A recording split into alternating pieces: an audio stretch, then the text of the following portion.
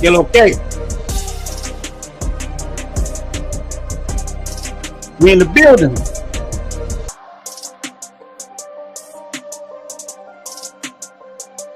Man, shout out to all you brothers, man.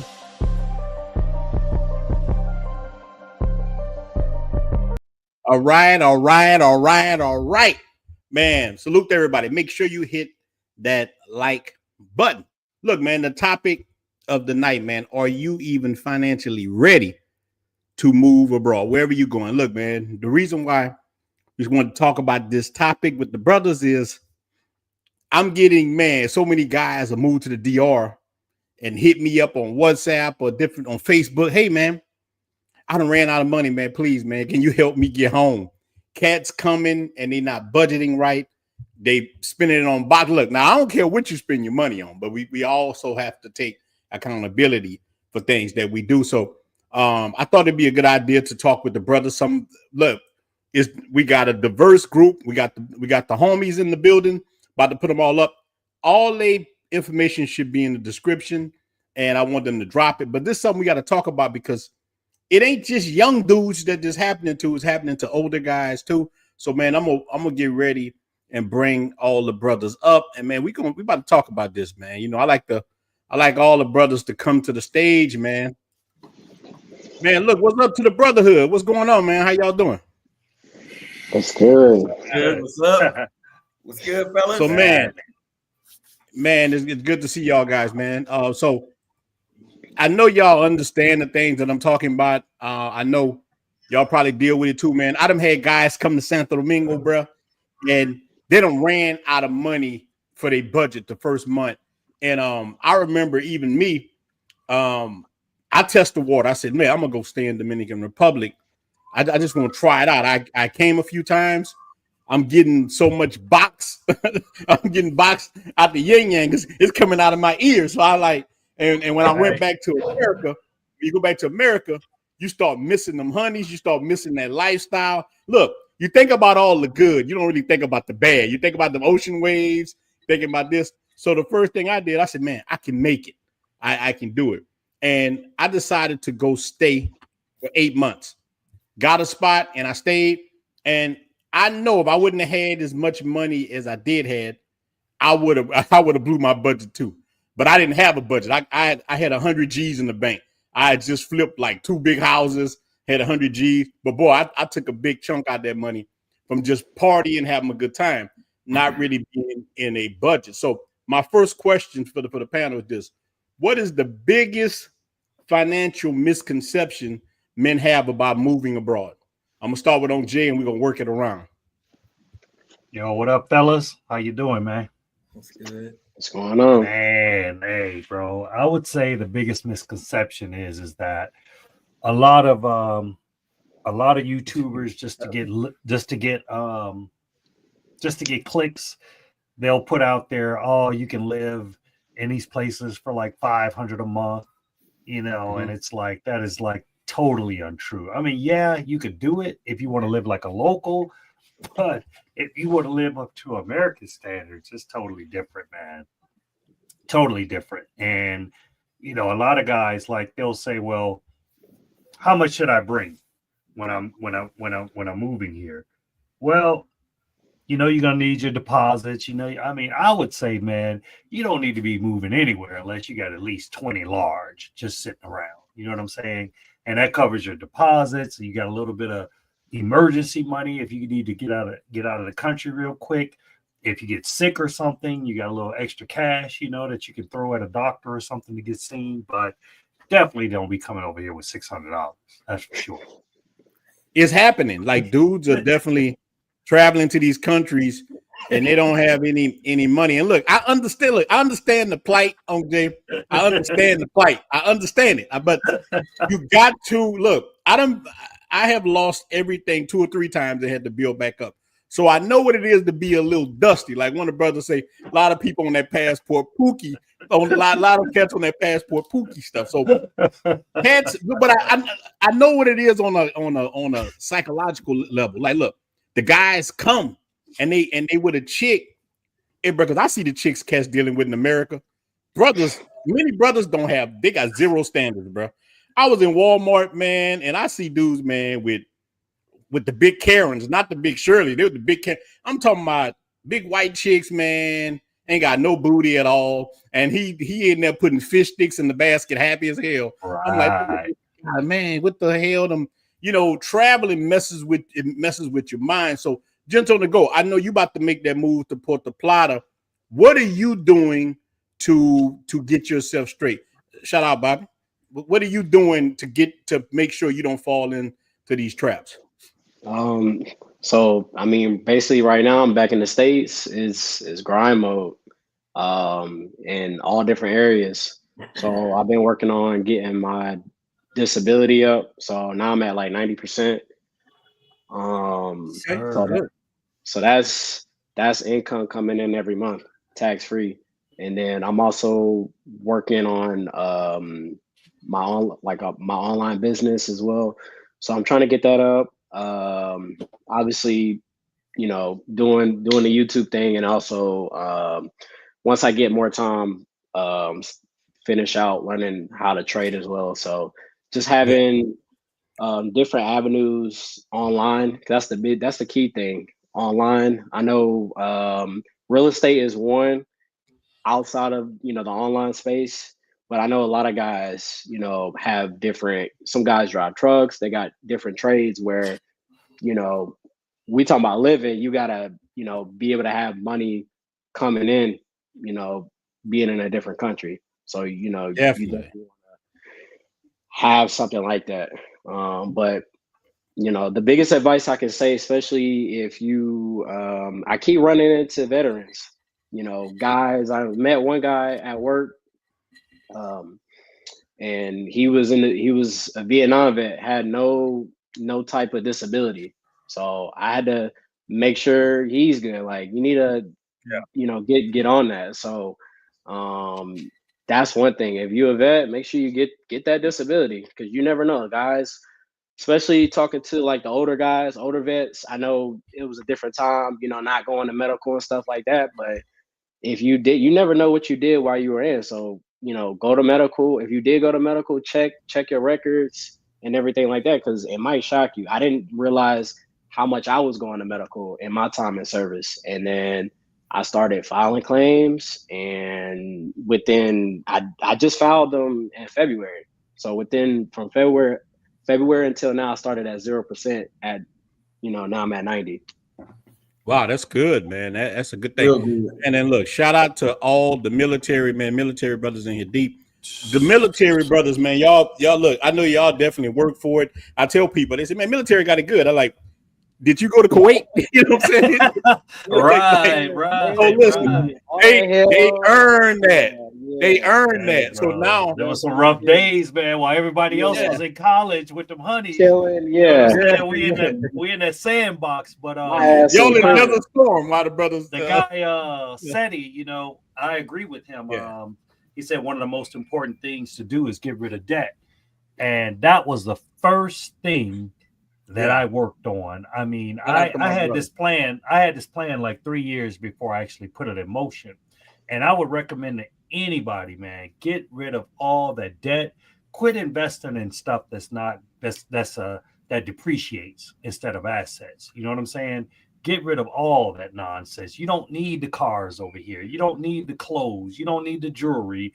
Get rid of all that mess, man. I liquidated everything that I had, and I basically came over here with a suitcase. You know what I'm saying? And it pays off. So I would suggest to anybody, that's the first thing that you need to do, is get rid of your debt. Yeah, man. That's true, man. Look, right now I'm in my condo in the US. Just came back here last week to sell it. Getting rid of this too. Like, just getting rid of if it ain't making me no money, it's not making no sense to me. You know what I mean? So my whole thing is to definitely try to make money. And the town of what Gentle to go was saying, like, a lot of us are not military. So I try to tell guys to do Faces YouTube. I do real estate, but I know real estate sometimes can be hard to get in. But I tell dudes, man, look, many of us are failing because we're lazy. Like, I had to take responsibility for myself. I'm like, yeah, man, I'm really lazy. You got it good. Because think about it. sometimes when you eat ice cream, I call it, your life is going kind of okay. And you don't really worry about, you got a little chick, she have decent looking, she cook every night, give you some sex once a week. You know what I'm saying? So dudes get complacent and they don't really work on what they need to be working on. But when that woman leaves and whenever she's gone, now the spotlight's on you, like, damn, I'm losing. And that's when brothers take the pill or whatever, or start getting themselves together mentally, physically, whatever. So here's where you start. This is where you start at. Take responsibility for your life where you at right now and say, how can I fix it? I often say, I had 3 jobs. Hey, bro, I would clean shitty toilets at night when I got off my regular job at Love's Truck Stop. But I saved that money from that and bought my first house. I bought my first house. And from that, I was able to flip that house, walk away with 60 G's. Hey, bro, people don't make $60,000 in a year. I was able to buy a house, work on it myself, make $60,000, and kept doing it, rinse and repeat. The rest was history. So I tell dudes all the time, they say, hey, man, can you show me how to do real estate? I said, what's your credit score? Get your credit score up. What is your score, man? Well, man, I got a 500. I said, man, I had a 520, but I went and got 2 Chase credit cards, paying them and using them. Before you know it, man, my credit score got bigger and bigger and bigger and bigger. And that's how I was able to do it. So first, like you said, on Jay, you have to have a plan. Without a plan, how you gonna bake a cake and you don't know how to make a cake? You gotta first get a plan where you know how to transition yourself. And it's more easy than ever right now in this time we living in to get paid. The internet, hey bro, this YouTube thing is a good avenue. I sell enough t-shirts to live in Dominican Republic. Just the t-shirts I sell. So you can make enough money doing it, but cats, either they don't know how, or even you try to explain it to them. Look, I don't spend hours talking to guys, man. Hey, man, do this.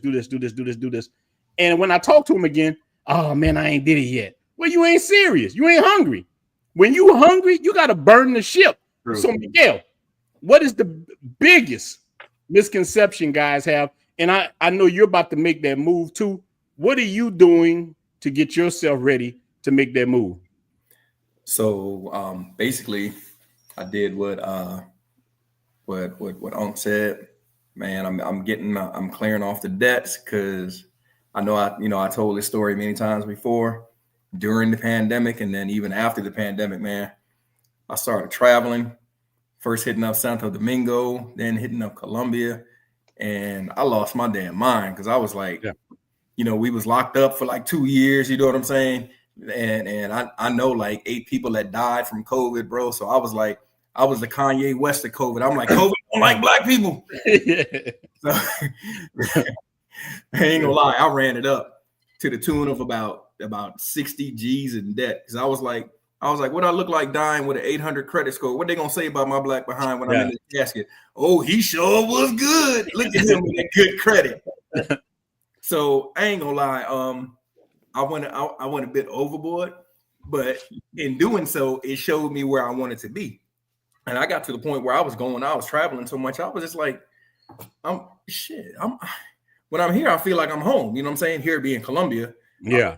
I just felt like I was home. So now I cleared off the majority of that debt, and I'm about to wipe the last couple grand up off of that. And in March, I'm out. That's it. I am out. So yeah, man. I would say have a stream of income. Have some, whether that's if you're a veteran or if you can work remotely, you definitely need a stream of income, because you don't want to come out here and you don't want to leave your home country then go somewhere else and just be dusty. Like that's a bad look. You know what I'm saying? Well, that's what's happening, man. A lot of cats. Look, even my first cousin, he went to Sosua and he went all in. Now he deserved it. But he went all in. He spent everything he had. Now he got it out of his system. He clapped more cheeks. Than he ever seen in his life. And he had, sometimes a man need to get that. I always talk about letting the werewolf out and howling and doing things, because you need it. Because look, in America, bro, look, let's face it, man. Men catch hell, and especially black men, because black men, man, oh Lord. All men catch hell, but black men really catch hell. You know what I mean? Like other men are in the frying pan, but we deep in the frying pan, man. But brothers catch hell. But some of it is that we try to, you know what's wrong with a lot of us, man? A lot of us, man, we have a compassion, I think, that sometimes can lead us in the wrong way. We really try to help everybody, try to help women, try to help, and the people not like that with us. So we have to learn to give that love to people who deserve the love, and don't just get a love to anybody. But look, Cam, I'm glad you're on here because you represent that remote type work. You live in the kind of lifestyle that a lot of people want to live. You go to Bogota, go any way you want. What's, as a younger guy, what's your plan? And first answer this. What is the biggest financial misconception men have about moving abroad, no matter where it's at? The women are going to be cheap.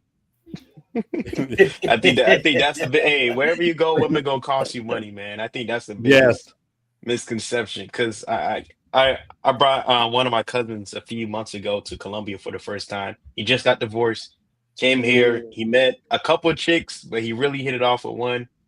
And this mug been going back to Colombia every 2 weeks. He looking like Miguel. I call him, hey dog, hold on, I'm going through TSA, dog. I'll call you back. So he's out there, and I'm like, yo, how much are you spending when you go out there? I'm looking at his finances. Boy, he's spending like $500-$600 a weekend. That's not including the flights. That's not including Airbnb. That's how much he's spending a weekend. So he goes Friday, he comes back Monday. He's spending $150 a day, basically $120 a day. And that stuff starts to add up. And if you're going twice or 3 times a month, you do 600 times 3. That's $1,800 a month. Yeah. Not including flights, which are 400, Airbnbs. And you're looking at it, he spent in the last 2 or 3 months, he spent about, like Miguel said, he spent 60. I believe it. My cousin spent about $14,000 in the last 3 months. Back and forth, going through there, staying there, and spending all that money. So just because you meet a better woman there doesn't mean you're going to save the money as you would here. So I say that's the biggest misconception, because we say, oh, it's much cheaper over there, it's much this, it's much that. Cool, but if you don't know how to, budget yourself properly, you're going to go spend all that money, and you can spend it really fast. And they say it in pesos, so you're more. I'll easy spend 500,000 pesos every time, because to me, oh, that's nothing. Then you look at it, oh shoot, that's $120. Yeah, man, you're right. See that peso talk? To us Americans, man, we kind of snobbish. You hear peso, you're like, yeah, I got you. But it add up. It can add up on you, man, quick. Monopoly money.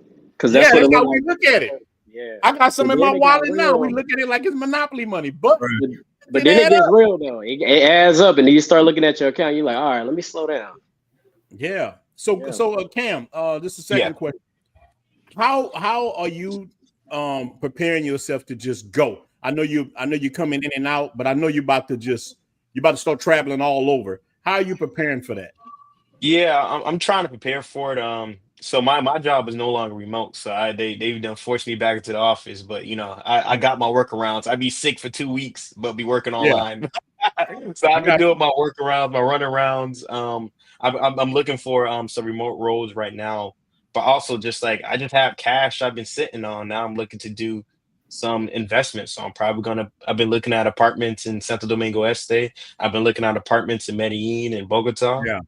My dad now, he's turning 55 this weekend. So he's like, man, he's talking to my mom. He's like, why don't we just go overseas? Go back to DR where your family is, or let's go to Colombia. I don't think America is it anymore. And I think a lot of people are coming to that realization. So I was about to buy a Tesla. I'm not gonna lie. I was gonna buy a Tesla a couple months ago, but I'm like, you know what?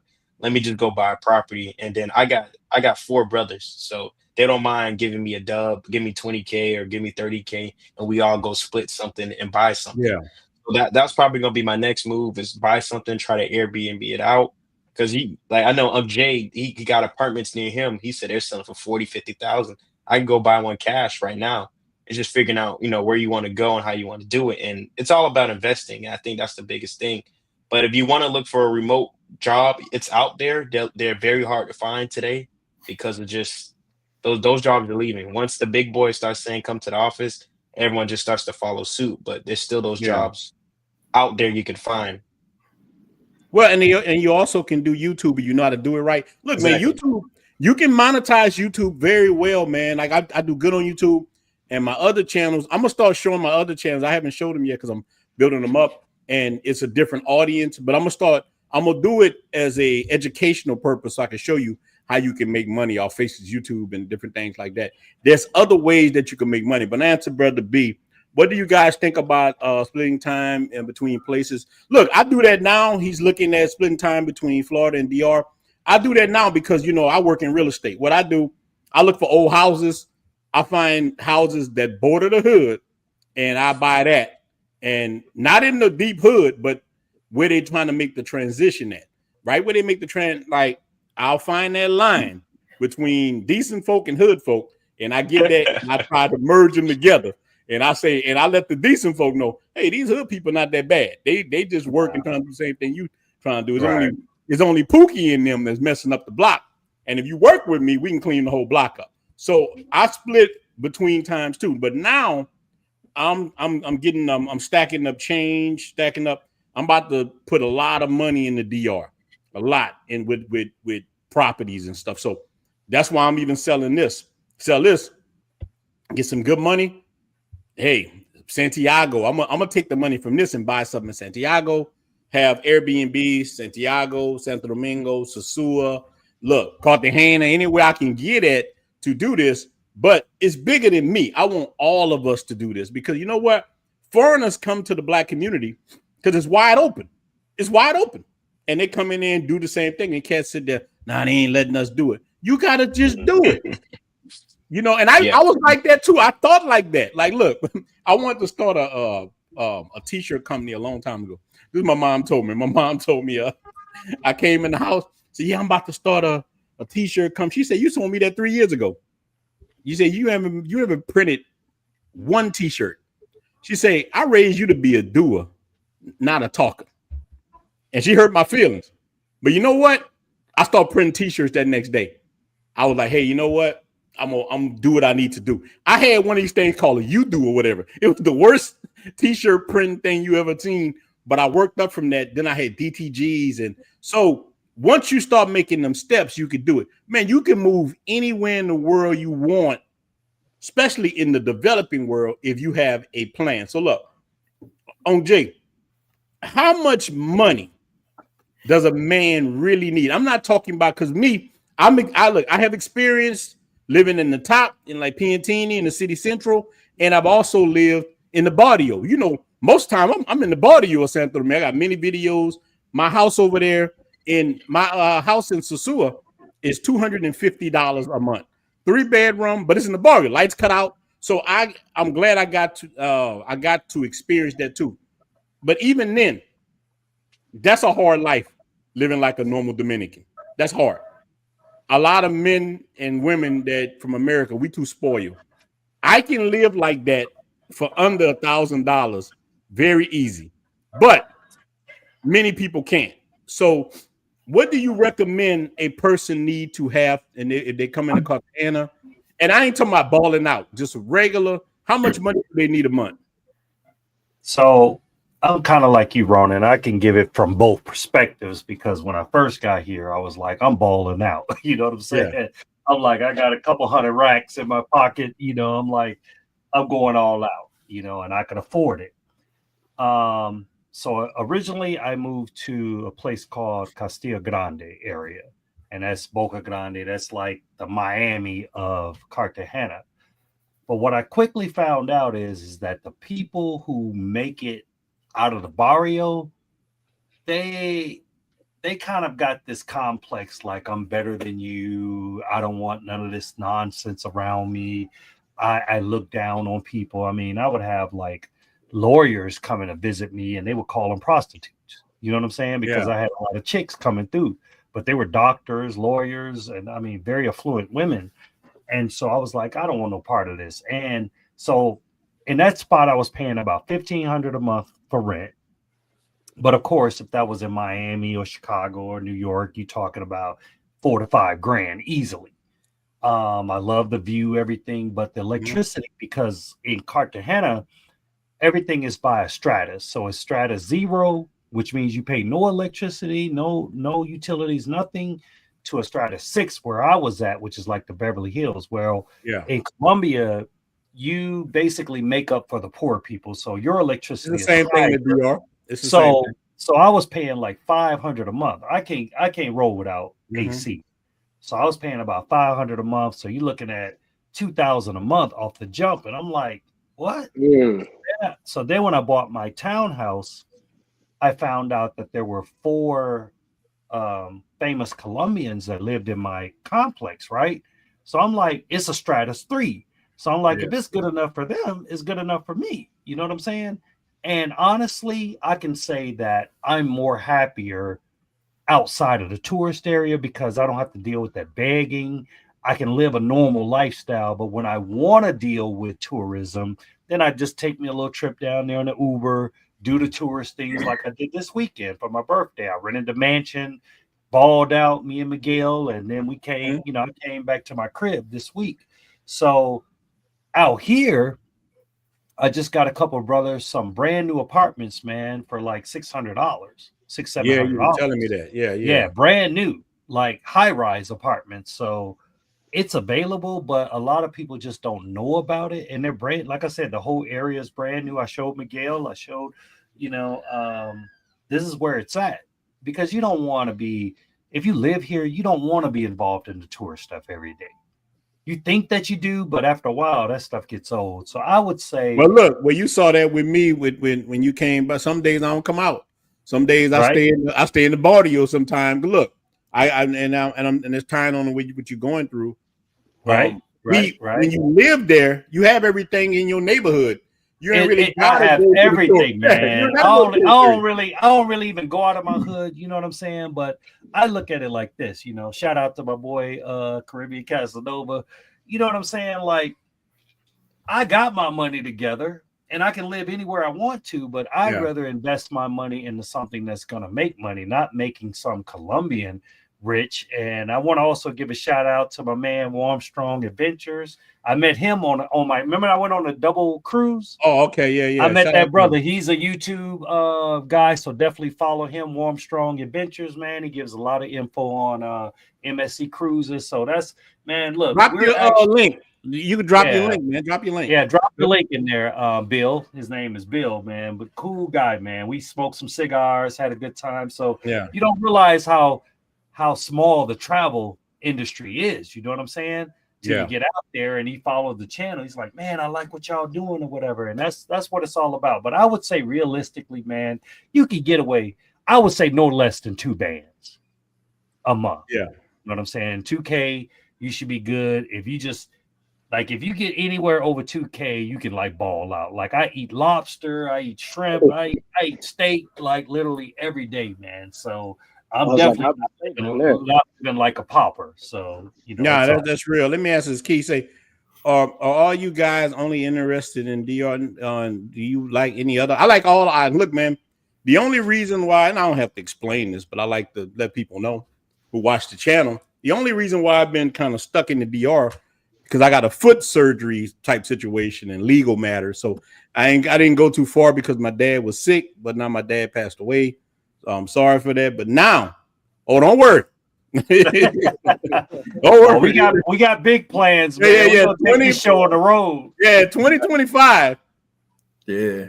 It's gonna be a mug. So I answer that, and I also want to ask the brother, say, where the DTG at? I mean, it's in my storage actually. And that thing made me a lot of money. But remember, time is money. So first, I was printing all the shirts myself. So and I paid 20 G's for this machine, and it made me a lot of money. It paid for itself in like 4 months. Made a lot of money. But it's better to get somebody else to print for you, so you take that time to put towards other things, man. So make sure that you don't just waste all your time up, So look, and to answer Caribbean Casanova, man, most of us, man, we all. Especially, I know guys in the military, I know they got money. And me, I do real estate. I can live anywhere and where I want.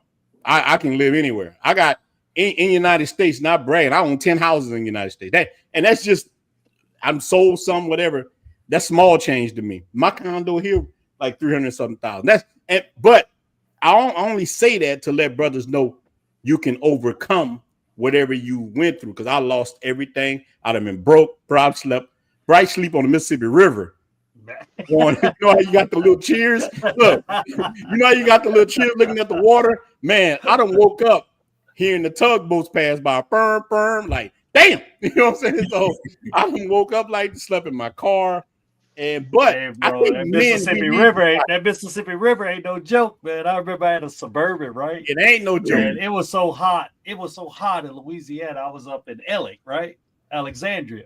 And bro, the mosquitoes was killing me. Then I had to get some spray. I sprayed that on me so I could keep the windows down. And after a while, I couldn't stand it. So I was like, you know what? I'm gonna go check in the homeless shelter. So I checked in there, and the dude was like, "Man, you ain't gonna be here long." But I'm like, you know what? That was the best experience ever because I'm like, this is where I don't want to be. And about 2:00 in the morning, I had this guy waking me up looking like a zombie, bro, with the white lips, you know, like he been on drugs all day. And he was like, "Man, you got a cigarette?" I was like, "Man, if you don't get away from me." That next day, I was like, "I'm out, man." But you know what? I think everybody, man, you know, if you can hit the bottom and work your way back up, you know, that's the most rewarding thing ever, man. Look at the George, baby, the George, you know. I wish I broke my foot a piece of metal. Right. Me. Look, you got my toes looking like this right here. Right. But I just want to say, if me, Ronan, all of us can do this, man, anybody can. You know what I'm saying? If I said, I'm transparent. So it's like, you know, I'd have told everybody, Jay done it 4 times, man, as far as the marriage thing, lost everything that I ever had, man. And now, you know, and this is not a flex. This is only encouragement. It's like, if I can come over here and own 2 or 3 pieces of property and got the, you know, and like Ronan was talking about buying the block up.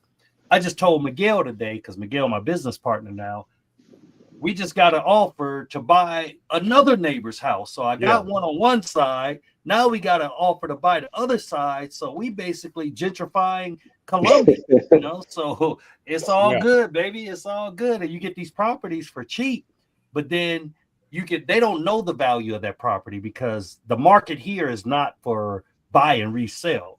But it is a market for Airbnbs, especially if you buy guest friendly. I was told not to say chica friendly anymore. That's bad. So I'm gonna say guest friendly. That's what I think. Guest friendly.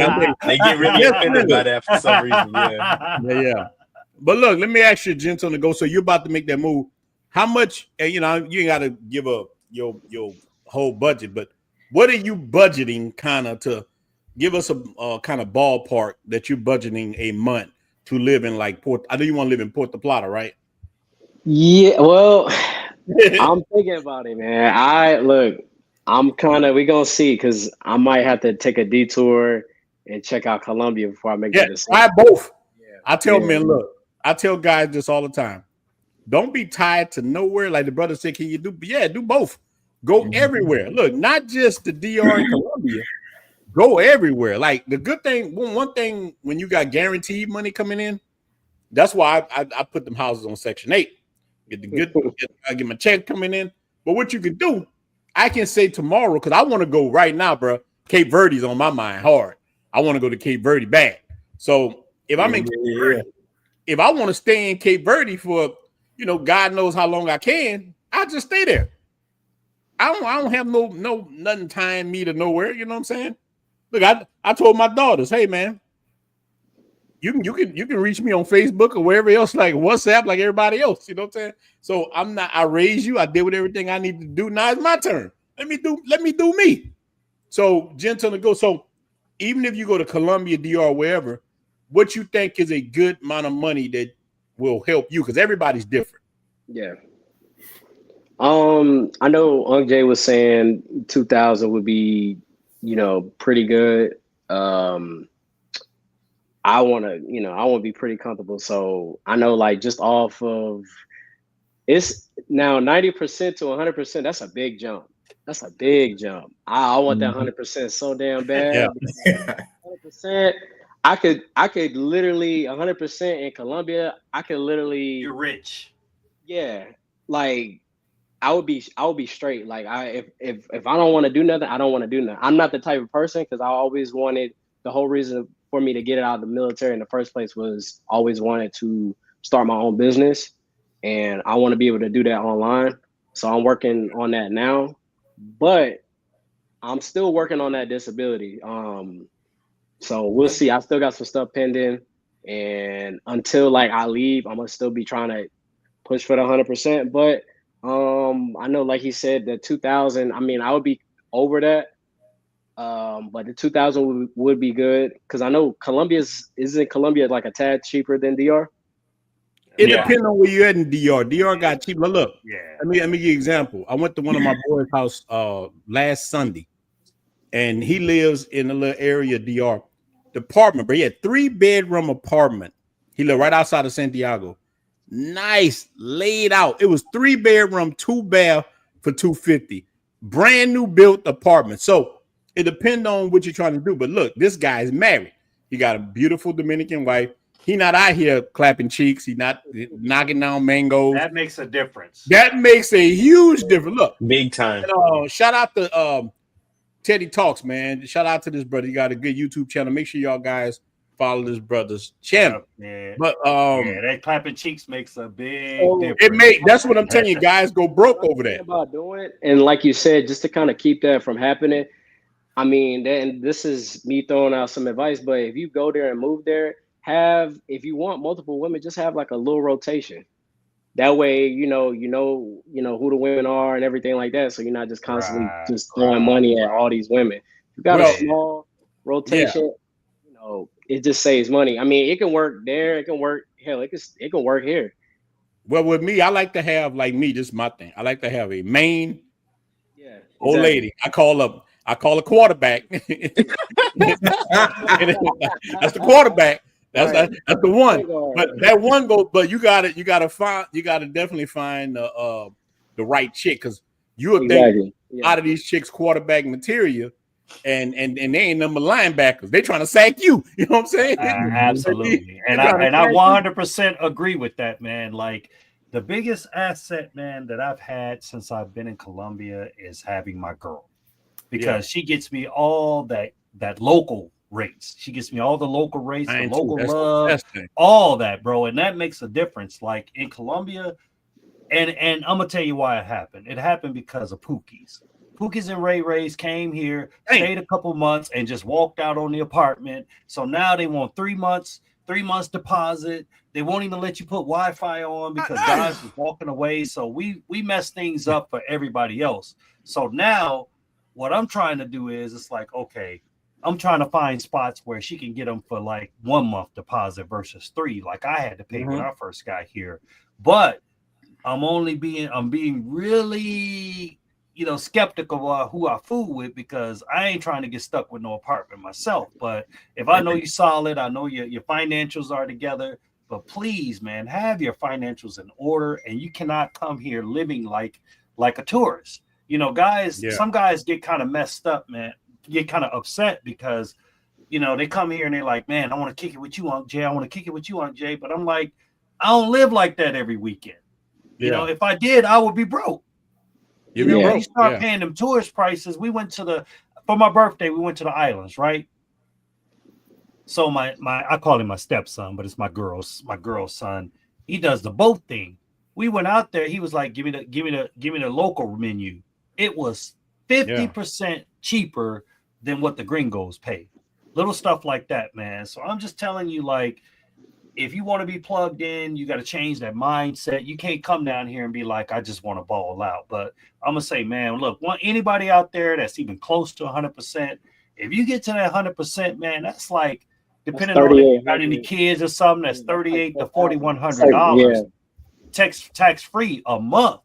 Bro, a doctor here makes $1,200 a month. So that tells you, and they're considered like the upper echelon. So like you're instantly a millionaire by coming here, but you have to live not like a local, but semi-local. You know what I'm saying? Live like the best locals live, but don't go into tourist areas at all, man. Unless you just want to throw money away. But I feel like this, actually, most of the chicks live out here where I live at. Yeah. You know what I'm saying? They don't live in the tourist areas. Mm-hmm. Oh, gee, that's the same thing. And I'm gonna get the mine stay out there. Look, mine stay out there. I'm like, man, I gotta be undercover out here. Yeah, you gotta watch yourself. That's what it is, Miguel. Yeah. 3 of my baddies stay like within 2 blocks of this nigga. I was like, I gotta be incognito. Man, look, we got 158 in the building. We only got 50 likes, man. Look, like the video, man. Like, we got 158. It don't take no money. It don't take no money. And But subscribe to everybody, man. Look, I'm almost at 1,300. I need about 15 subscribers, man. You know, Look, help subscribe to all the brothers. I'm gonna It's open free. it up and then let people get on also. But Miguel, so I know you about to make that move. How much money are you budgeting for that? And that's even talking about Trickeration Nation. You know, I budget for clapping cheeks, big dog. Yeah. I budget not for clapping cheeks, though. If I know I'm gonna go out for the One weekend, chicken. I might, you know what I'm saying? I might put a little bit up for some cheek clapping.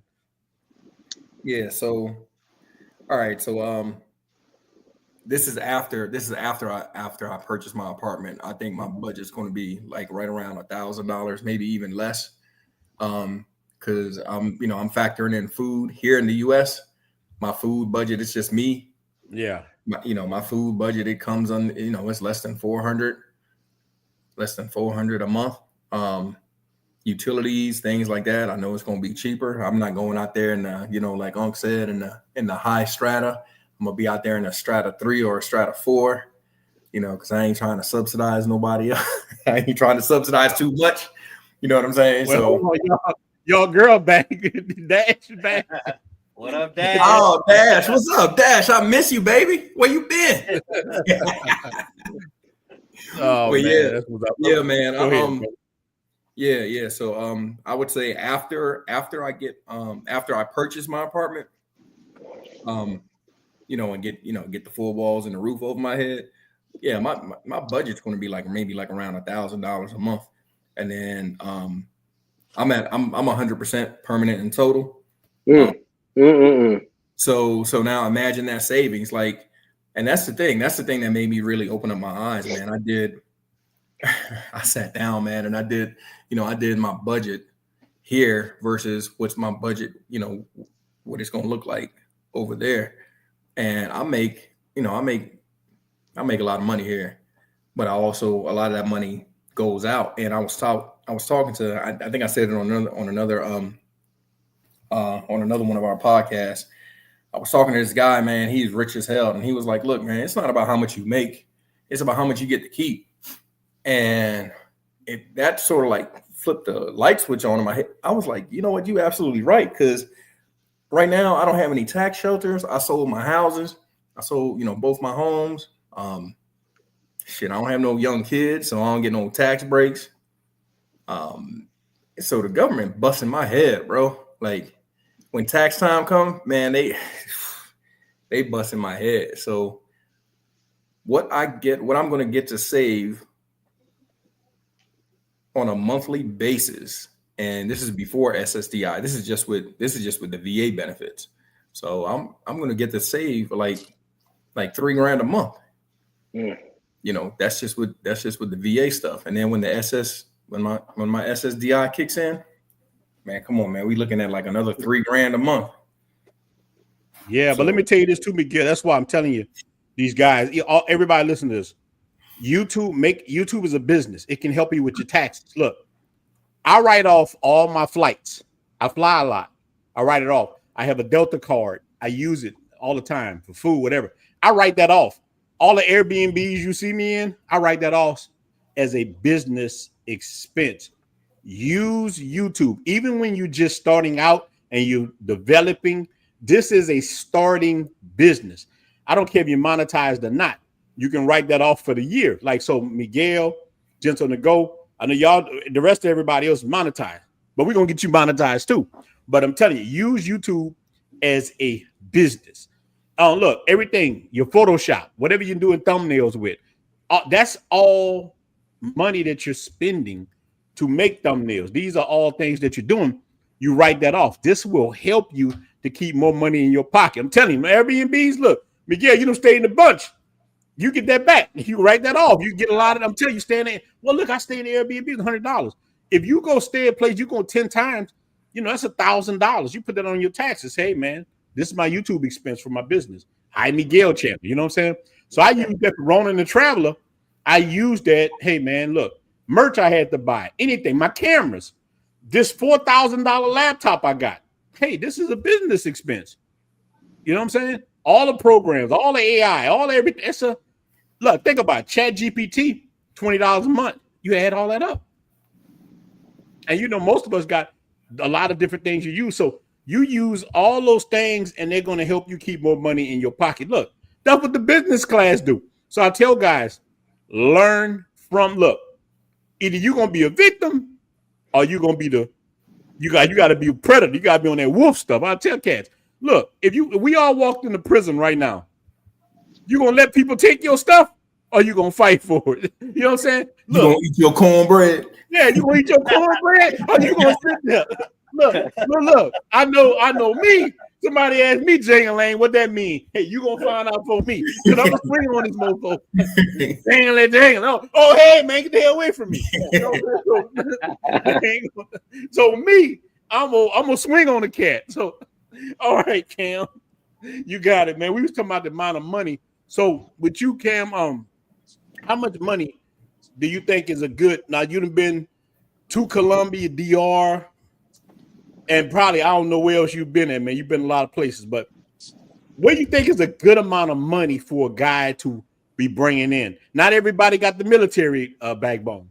What is a good amount of money you think for a person to bring in? If you could consistently monthly bring in 2,500 to 3,000, I think you'll be fine. Yeah. But like if you can bring that in consistently, I would say try to work for 5,000. That should be everyone's goal, 5,000 a month. It gets difficult because let's say you're working overseas and you lose your job, then you have to run back home. So again, like try to make a business where you can just make money passively. I think that's got to be everyone's goal. Have multiple ways to make money. And that's the best way for you to be free. You want to be financially free as well. That doesn't mean you need to make 500,000 a year. That may just mean, hey, I just need to make 85,000 and live overseas. So that's what you got to figure out, what works best for you during that. And it's difficult, but there's a way. And you just have to go at it, work hard at it for a year. Sometimes we got to be patient. Trust me, guys. I would love to pack up all my shit and just hop on a plane to go be Uncle Jay's next door neighbor. Go with Sergeant Sassour every Saturday. Get our haircuts, get our hair braided. Go just have fun, man. But it's like you got to be patient. You got to be patient. I'm heading to Ecuador in like 6 hours, so I'm getting on a plane in 6 hours. I'm heading to Ecuador. So it's just like I really want to do these things full time. You just got to work on your business and really take advantage of that. Yeah, 5,000 is good money, Kim. You got 5,000 in the US, you can live good. It depends on how you want to live. But I'm gonna tell you, man. I know Santo Domingo that's my favorite place. But boy, you got 5G in Santo Domingo. You can smack mofo. Get the hell out of here, you can walk around, boy. You can clap so many cheeks. Oh, you can do some damage with 5G. So I got a lot of homeboys living in Santo Domingo right now that's living in good areas, and they live for under 3,000. They between, like you said, 25 to 3,000. You can live good as hell. But on Jay, you hit on something that's so important, the woman aspect, man. Because listen, there's women who will drain you, and there's women who will add to you. I done dealt with both kinds. I done dealt with both of the kind of women. I had women I took a liking to, like, damn, I like, boy, that jug is right. You know, pow, pow, it's good. I ended up spending more money with them. But the reason why I started dating girlfriends, I like women who gonna say, hey, Poppy, don't spend your money on that. Mm-hmm. You're not Poppy. I need somebody sometime because, boy, when the werewolf about to come out, I might do anything. You know what I'm saying? Dr. Jekyll and Mr. Hyde. Sometimes I need a woman to say, hey, baby, I got you. I got you. Don't worry about none of that.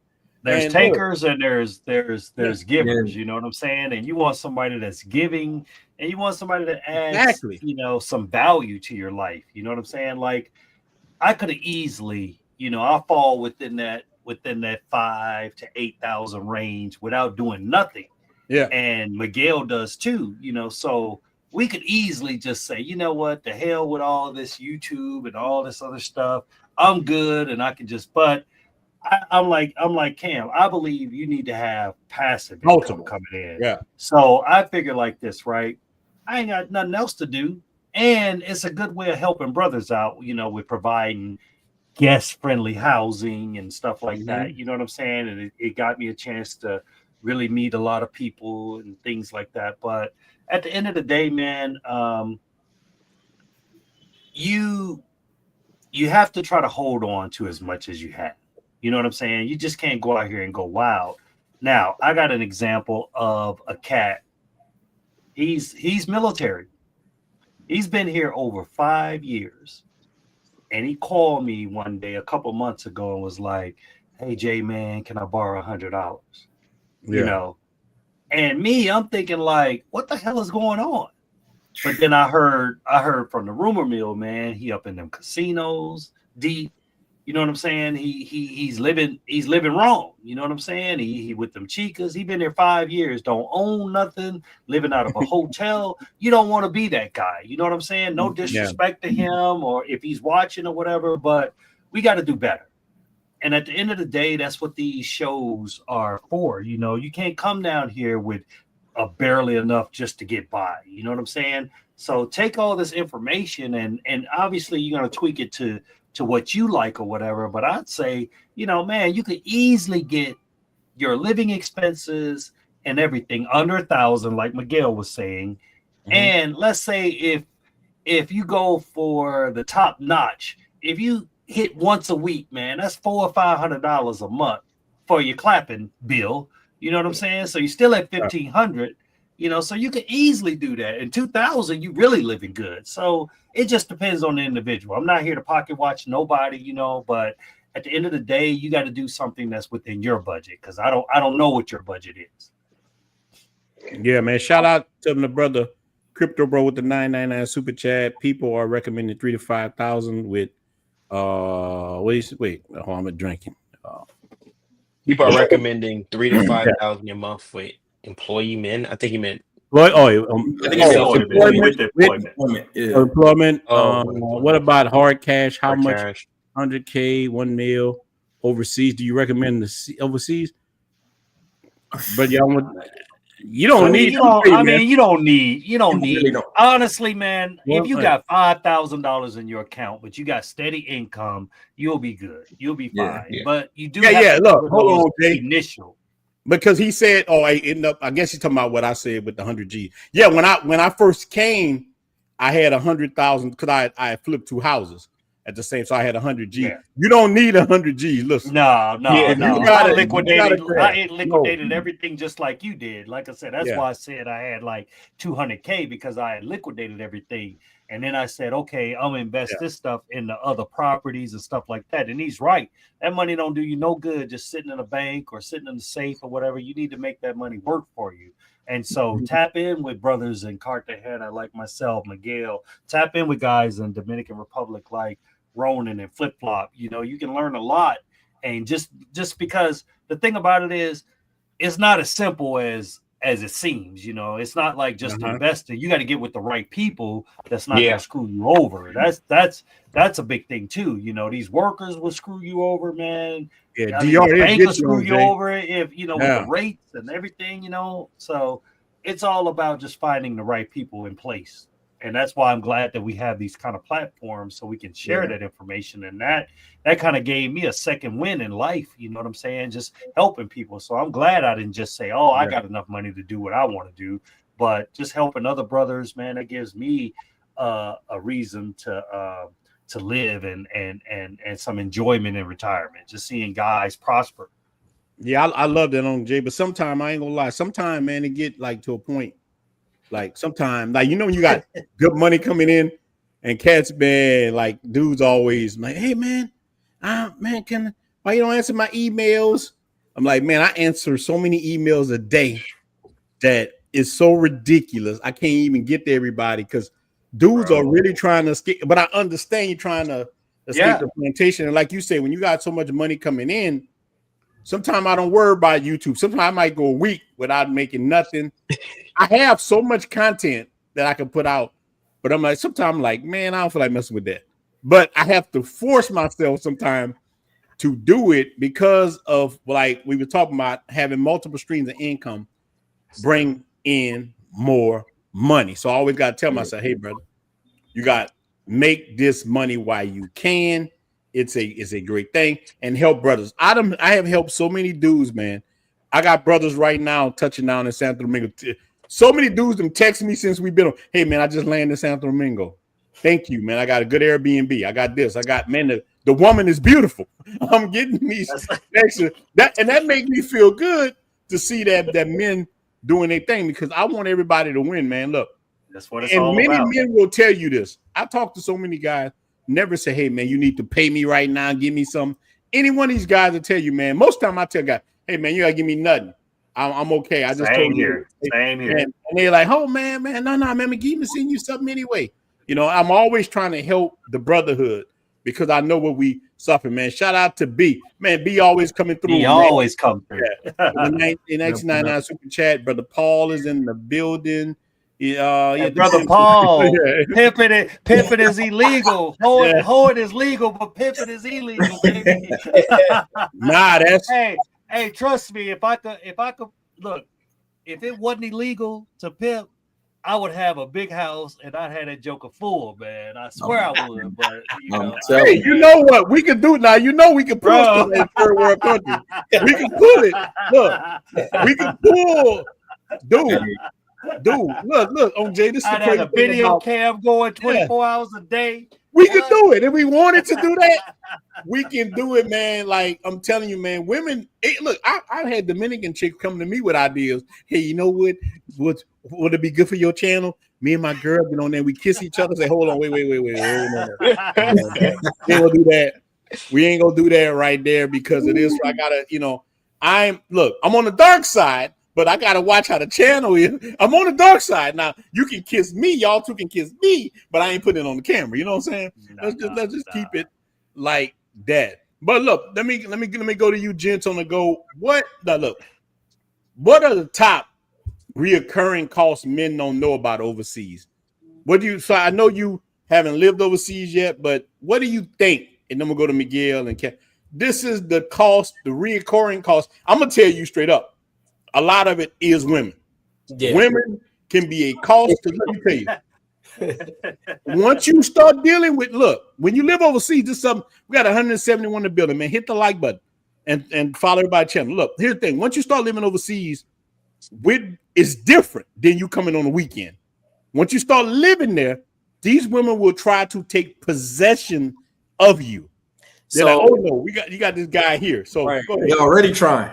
So I talked to Unc Jay about this, right? So my mom is actually, she's in Georgia, so in Asia right now. So she was like, I know you figuring out where you want to move, but wherever you go, I'm gonna be there. So she told me this. She was like, I know if you're looking to move to Colombia, you might want to chill out on the mangoes and just get you. My mom told me this. She was like, just if you want multiple women, just get a little rotation or get like y'all said. But I'm kind of me, I'm the same way, Ronan. I like to, I want to get value from that woman. Yeah. Like if she can add, make my life easier. So I think that's more important. She don't got to be a 10 physically or nothing like that. But if she's adding all the stuff she brings, that adds up to a 10, essentially. All right, like what? What do you want from a woman? Once you move, wherever you're going, what do you want? What are your must-haves a woman got to do? Well, I gotta hit that box. Yeah, that's a given. Got to. Besides that, peace. Yeah. Peace is very important because I'm sure I've dealt with my fair share. I'm sure y'all dealt with y'all fair share of crazy chicks with good box. So, getting older and realizing that that's not always the best thing. You need somebody that can bring you peace because, peace we're doing different ventures and stuff like that. So you want to, whether she comes and every time you're with her, she's that peace, she's that light. And also she's doing little things to make your life easier. Whether, I know Unc Jay, you said your girlfriend, she helps you a lot with your business and stuff like that. That's exactly what I'm looking for. So I know some guys, they want the 10 and looks, but if you're just getting that and she's not bringing anything else, then you're not really winning. And you got to look at that bigger picture. Man, that's real. Let me tell you. We got to say this. I'm sorry to cut you off, Ronan. No, go ahead. Well, we are not saying that. We're not saying anything against Trickeration Nation. Let's get that clear. Okay, we are 100%. I am a proud member of Trickeration Nation. Okay, we're talking about if you want to get somebody when you actually live here, because I would be willing to bet, man, that most of the guys in the chat, if they live in one of these countries, they don't want to just be paying for it all the time or have you're gonna get meaningless relationships. I would think that most guys, if they found a baddie, they would like to just chill out. But like I said, we're just saying, have her bring some value. You know what I'm saying? And it ain't always got to be money. Like I said, mine, she wasn't really making that much money. Matter of fact, I had her quit her job because she was more valuable to me. Mm-hmm. Checking up on the properties, and somebody just put it in the chat what mine actually does. She's become the administrator for all my businesses. I hate keeping up with paperwork, so she keeps up with every receipt I get. She makes sure we get every all the workers. Make sure she do all the bitching for me, so I don't even have to be involved in that. So we're like I said, we are 100%. We don't depolice around here, so I don't want anybody to say like, "Oh, they don't want that." Look, ain't nothing like them Spanish women to see them get on the crew.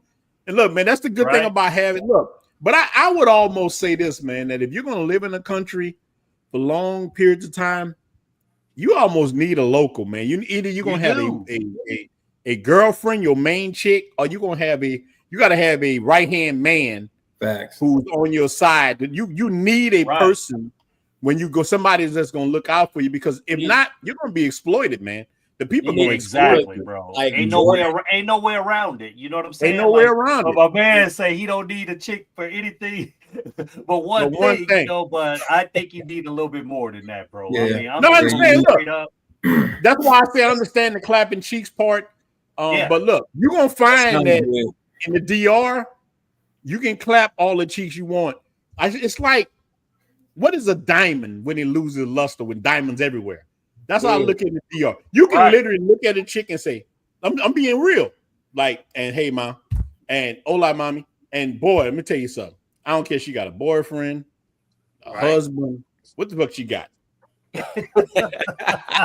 I'm telling you right now, if you want to put that head against the headboard, now I ain't telling you she's gonna be faithful. I ain't telling you she's gonna make you some mofongo. I ain't saying all that. But if you want to hit it, you will be able to hit it. But the problem is, men from America, sometimes we start hitting it and we done. We like, hey, I got everything I ever wanted. And they say, no, man, like, what are you doing? Wake up. Look. Miguel, they going to sleep. They're like, hey, I got everything. You don't go to sleep. Wake up. So, Miguel, what is your requirements for a real one?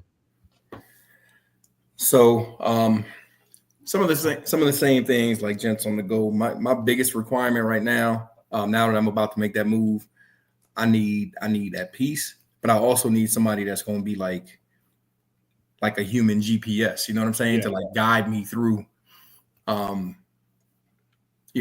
I'm not being taken advantage of. I want to I'm going to be a local too. So just because my Spanish is not that good yet, I want to get the local prices too. So you know what I mean? Like, so I need that. I need somebody to look out not just for my best interest, but just to be on our team and look out for our best interest. Because shit, if you take care of me, guess what?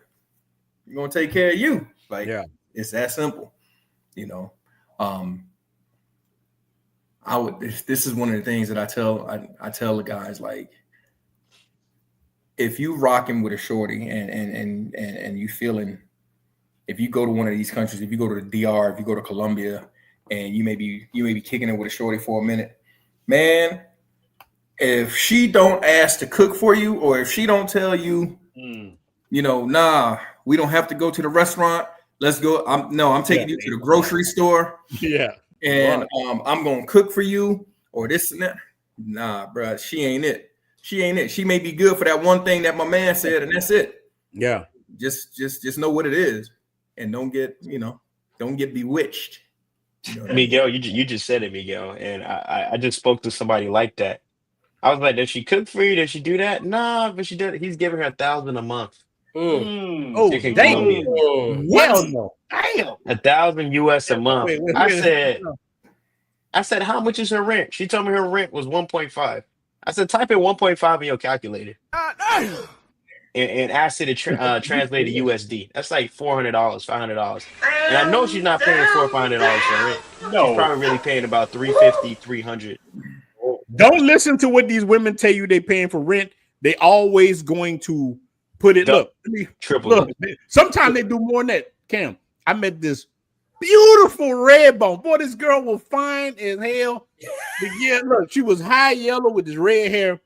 And I said this on the live stream. She told me she got robbed one time. She said, "Papi, I got robbed for my rent money. I was going to pay it." And I'm like, yeah. I look in my head, I ain't about to pay shit. But I'm saying, look, money. I start like, how much did they get from it? She said, 2,000 American dollars. Goddamn, man, you ain't never 2,000 American. This mother told me. Hey, listen, she's telling me she was going to pay her rent and they took 2,000. Girl, you got a tin roof. What the hell are you talking Right. about? Bullshit, man. Mm-hmm. Yeah. So, Cam, and you know, Cam, a lot of chicks in the DR who ain't really rocking with you like that. You know, you got recreational use chicks and you got real ones. I find that the recreational use chicks, a lot of them are stupid, man. And dudes, they're just stupid. They'll tell you some of the most dumbest, ignorant stuff. Shit don't add up. Yeah. But they got big booties and guys. They're like, a They girl. want you to get caught up in the allure of that. You know what I'm saying? Like, allure. okay, for the guys that visit Colombia or Cartagena, I'm gonna show you another scam that they do. So they'll, a lot of guys think if they meet a chick in Barranquilla, which is probably like an hour and a half up the road, they'll say like, "Oh, she a regular chick, right?" But they running game, a lot of them. And what'll happen is they'll say, "Well, Poppy, I need to get a driver to bring me down here." And they'll say like to Cartagena, and they'll tell you like it's gonna cost like $100 for the guy to go back. And you thinking like hour and a half, that's regular. No, bro, look, I did the research, man. And I said, why are you telling me $100 when I did the research and the bus is $7? Well, 50,000 pesos round trip. I don't want to run. I don't want to go on the bus. So it's good enough for me, but it's not good enough for you. These chicks is always scamming. Yeah, man. I'm just gonna be straight up. You got to put them through the test. Even mine, I had to put her through a year test. Yeah, you got to vet them. Passed every test. You got to vet them, man. And I be looking for. Even to this day, I still look for stuff. Because I'm supposed to. Don't never fall asleep on me. Look, I make mine jump through. Look, everything is a test. I was with a shorty when we was out there, and she ordered some Rappi. Right, I told her, order Rappi. That's like Uber Eats here. So I think it was like 65 mil pesos. So I only had 250, so I gave her 100 mil peso. And I was just like, I'm seeing she's gonna give me my change back. It really, even if she did, it really wouldn't have mattered because it's such a little bit of money. But it would have mattered because I'm like, oh, okay, she gave me that change back though. So I was like, all right. Yeah, but that's a good one. That's a good test because if a Dominican woman give you your change back, I'm gonna tell you, if a Dominican woman give you your change back, you got a rider because boy, they will put that shit in their pocket. They look at you like they look at us that we're rich because we really are by the standards. We really are rich. Like we're rich. Like most of, I ain't gonna say everybody, but most of us are very well off in these countries, man. Like, look, what made me ride with the woman I got? She was like, "You need to be on my bank accounts. I know everything. I'm on her bank account. I'm on her. I got health insurance. because of her. I get Exactly. like so. I'm like, whoa. He She bringing was the value. first woman. Yeah, she brings value. So I'm like, hey, you know what? I'm gonna keep on the team, and we're gonna work together. Yeah, But man. if you know what I'm saying, and I had to think, look, but some of these chicks don't care, man. I got a chick. She just texted me today. This woman got a whole husband. She got married, but she studied tab. Like, what about your husband? And she got a Dominican husband. Now I ain't making that mistake. They can kill you in these countries. You know what I'm saying? I'm like, look, you need to go be a wife to your husband. He's like, he ain't nothing. She told me my husband's a motor concho. She just stunning on Fernando on Jay. This Fernando. She's like, he a motor concho. He brings home $20 a day. I don't want no man like that. I say, you married him. You married him. You married him. She married a man that make $20 a day, and she gonna stone Fernando. I can't do it. Oh hell no. Now that she's fine. That's why you guys out there that got resources, man. I'm telling you, like, you can go for the top-notch women. I'm talking about the doctors and lawyers. They can't find guys of equal yoke that match their exactly what I need. That's exactly what I need. And like I said, man, I mean, Miguel can vouch, man. I've had a famous chick here. I've had lawyers, doctors, whatever, but I felt like the one that I did choose, she was the one that was the best situation for me as far as making things happen at the end of the day. But you jump up to the top 5% in the country just off a couple $1,000s a month, man. People ain't making that kind of money. So you're going to have your pick of the litter. And I even told Miguel this, and I'll say it while he's right here on the air. I said, bro, slow down a little bit. Because your options are going to be a lot different once he moves here full time. So I'm like, Miguel, don't get locked down too quick before you come, because they all trying to lock you down. You know what I'm saying? Yeah. So like, how long you move in country? How long would you suggest? That's a good. I think that would be a good question. Like, if you move, let's say, for Miguel, right? He moves down there. How long you think he should like not be locked down? I mean, that's different for everybody because, to be honest with you, like, I met mine when I first got here, but I didn't commit to her until like 6 months later to where I was like, okay, she's the only one. So I would say vet a couple of them, you know what I'm saying? Just to figure out what you want, especially if you've been in situations with Big Shirley for years, you know what I'm saying? You don't know what you really want. And a lot of guys get caught up. Shout out to Big Shirley, big dog. I had, man, look, so my birthday weekend, we celebrated this weekend, right? And man, I flew my best friend in from Chicago. So I told him, I said, man, you got to be the only dude that ever came to Cartagena and didn't clap at all, man. Didn't clap at all, bro. I'm like, how does that happen, right?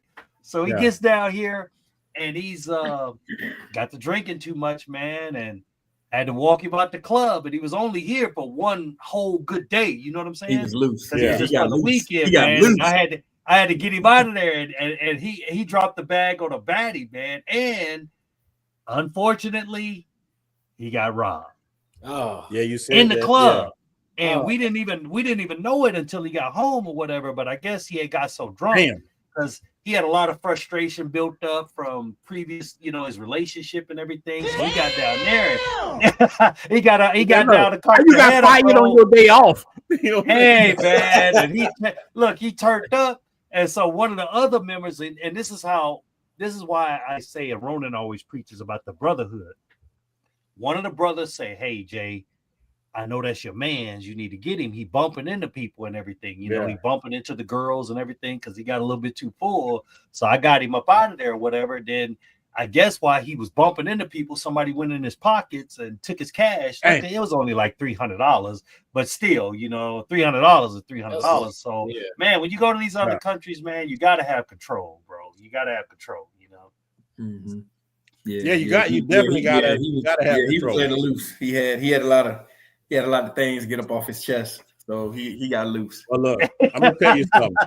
I'm coming to Colombia. I'm gonna clap cheeks though. It's just me. I can't help it. You ain't gonna go out roading. You ain't.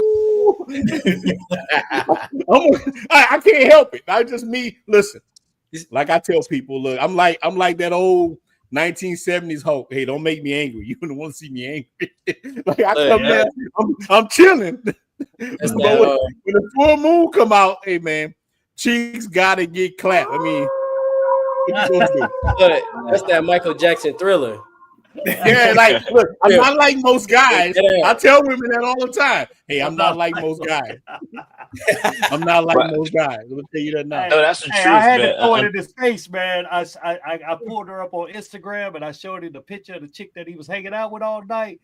But he had got some drunk. She got turned off and left him. You know, but bro, and it was like the last 5 minutes of the club. It's like that oil just hit him hard, bro. And he was just like, "Oh my God, I can't believe I fumbled like that, bro." And he had got the pass for the weekend from the wife, so ain't no telling when that brother go get another pass like that. Him a pass. Yeah, he might be. Yeah, bro. That's crazy. She had the prayer warriors on him all weekend. Yeah. That brother sitting there with that. Look, he's sitting in the room with that Vaseline dot on his head. Look. Oh, man. They said all Dominican women are looking for the best. Well, hold on, let me see. Brother Key say, look, brother, all Dominican women are looking for the best opportunity, even the 1%. Look, all women across the world, all women. That's it is natural. I expect that. And no matter, look, if I go to Madagascar, right? Women in Madagascar going to come to me because I'm a foreigner. They know I got money. You're going to win. Like, people going to come for you because of that. So I say, stop being ashamed of that and use that. You know what I'm saying? So Cam, Cam about to go somewhere. So Cam, will you say you about to go in tonight? I'm heading to Ecuador at 1 in the morning. Are you ashamed that you wealthy? No. I like What's wrong with that? So hey, listen, I like use it. Yeah, use it. I So mean, Cam, you you like meet a beautiful athletes woman. are ashamed? Yeah. No. Hell no.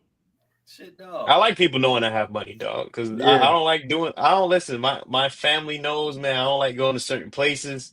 I don't want to be in a neighborhood where there's no Whole Foods around. I don't want to. If there's what are those people called? They be wearing purple. Talk about the white man is the devil outside. I don't want to be around none of them Negroes. Yeah. Shout out to my Hebrew Israelite brothers, man. Shout out to my brothers. I want my brother to be married with me. Look, Cam. Look, I don't want it from my door. Damn, don't have me from my door to my, you know who the real black people are. Don't do that to me. Don't do that to me.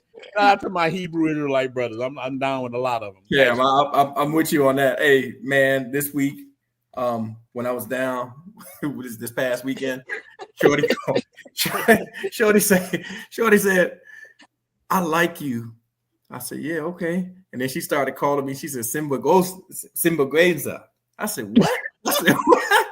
She said, you a scoundrel. She said, I told Jay, I said, I ain't never been called a scoundrel in my life. Scoundrel, God damn. God damn. She said, that's diabolical when somebody call you a scoundrel. That's like some old 1960s Batman shit. She's seen how I operate because this is Shorty I scooped up at a restaurant. She works at a restaurant. And she said, every time I see you on lunes, una chica, martes, otra chica. Every day you with another chica. And she said, for months, for years, I see you. And I like you, and you never chose me. You never chose me. And she said, I like you. She said, but you a scoundrel. I said, well, at least you know what you're getting into. Yeah, at least you know what you're getting into. Yeah. I told Tati, I was like, look, don't be getting attached to none of these girls that Miguel bring around because they won't be here tomorrow. And she always be like, Otra chica. I was like, yeah. And so a guy actually asked me when I posted stuff from the birthday party. He was like, man, so how'd you pull that off as far as like, because I took a picture, y'all saw him in the UGJ t-shirts and everything by the pool or whatever, and I was like, that wasn't the plan to have two, but I went against the CTG commandments, man. Yeah. I normally don't say two, but I've been knowing the chick for a while. You know, so it went down, man, but we had a ball. But I said to myself, man, I'm honest with my girl. I said, look, every once in a while, that wolf gonna come out. It's gonna come out. I don't know when, and I've held it in for some months or whatever. But birthday weekend, I had to let it out. But as Miguel saw, I got rid of them, and I brought the main one to the mansion the next day. But Yeah. I had to get it out of my system, man. You know, so Jay, you know what I told mine? Oh, What's Jay, you that? know what I told mine? It's like we just said.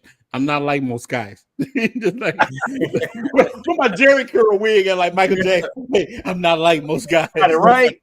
If the Dominicans and the Colombians are gonna cheat, well, and they're not doing nothing for them, what do you think they're gonna deal with a guy? I think what happens is, man, a lot of us, we go to these countries and we put these chicks on pedestals, man. Yeah. And we start getting away from who we are, or whatever. Man, look, you the prize.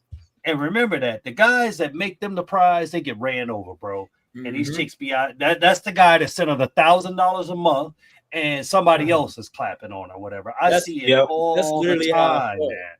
That's literally how I gents felt on the when I was go. in PR, though. Look, gents on the go. Why you think that men put, especially black men, why you think a lot of us put women on the pedestal? Do you think that we used to just dealing with these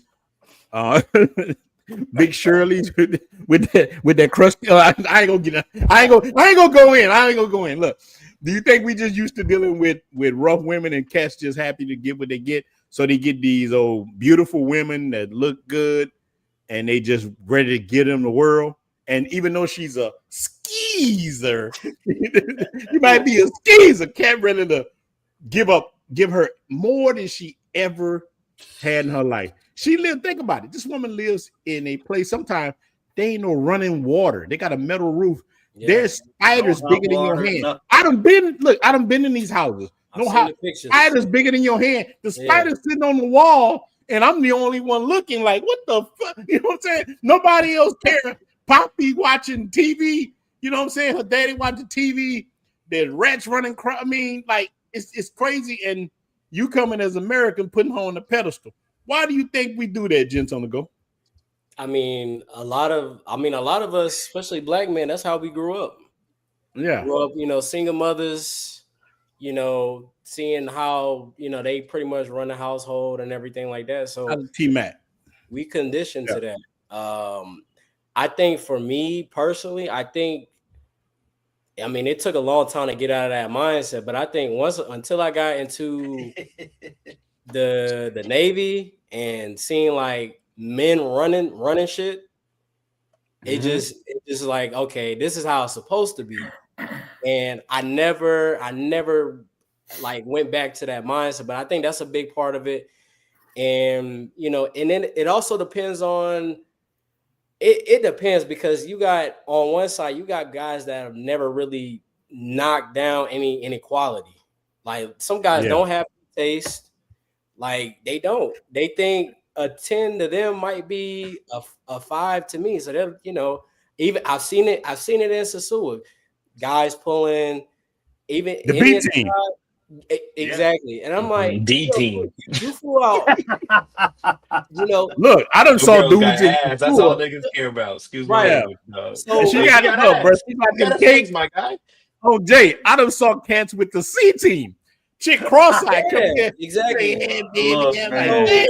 Any of the guys that was with me in Sasua that they already know, and they started figuring out, oh yeah, he got a type. I'll just say it right now, my type, typically if I got a pick, Redbone.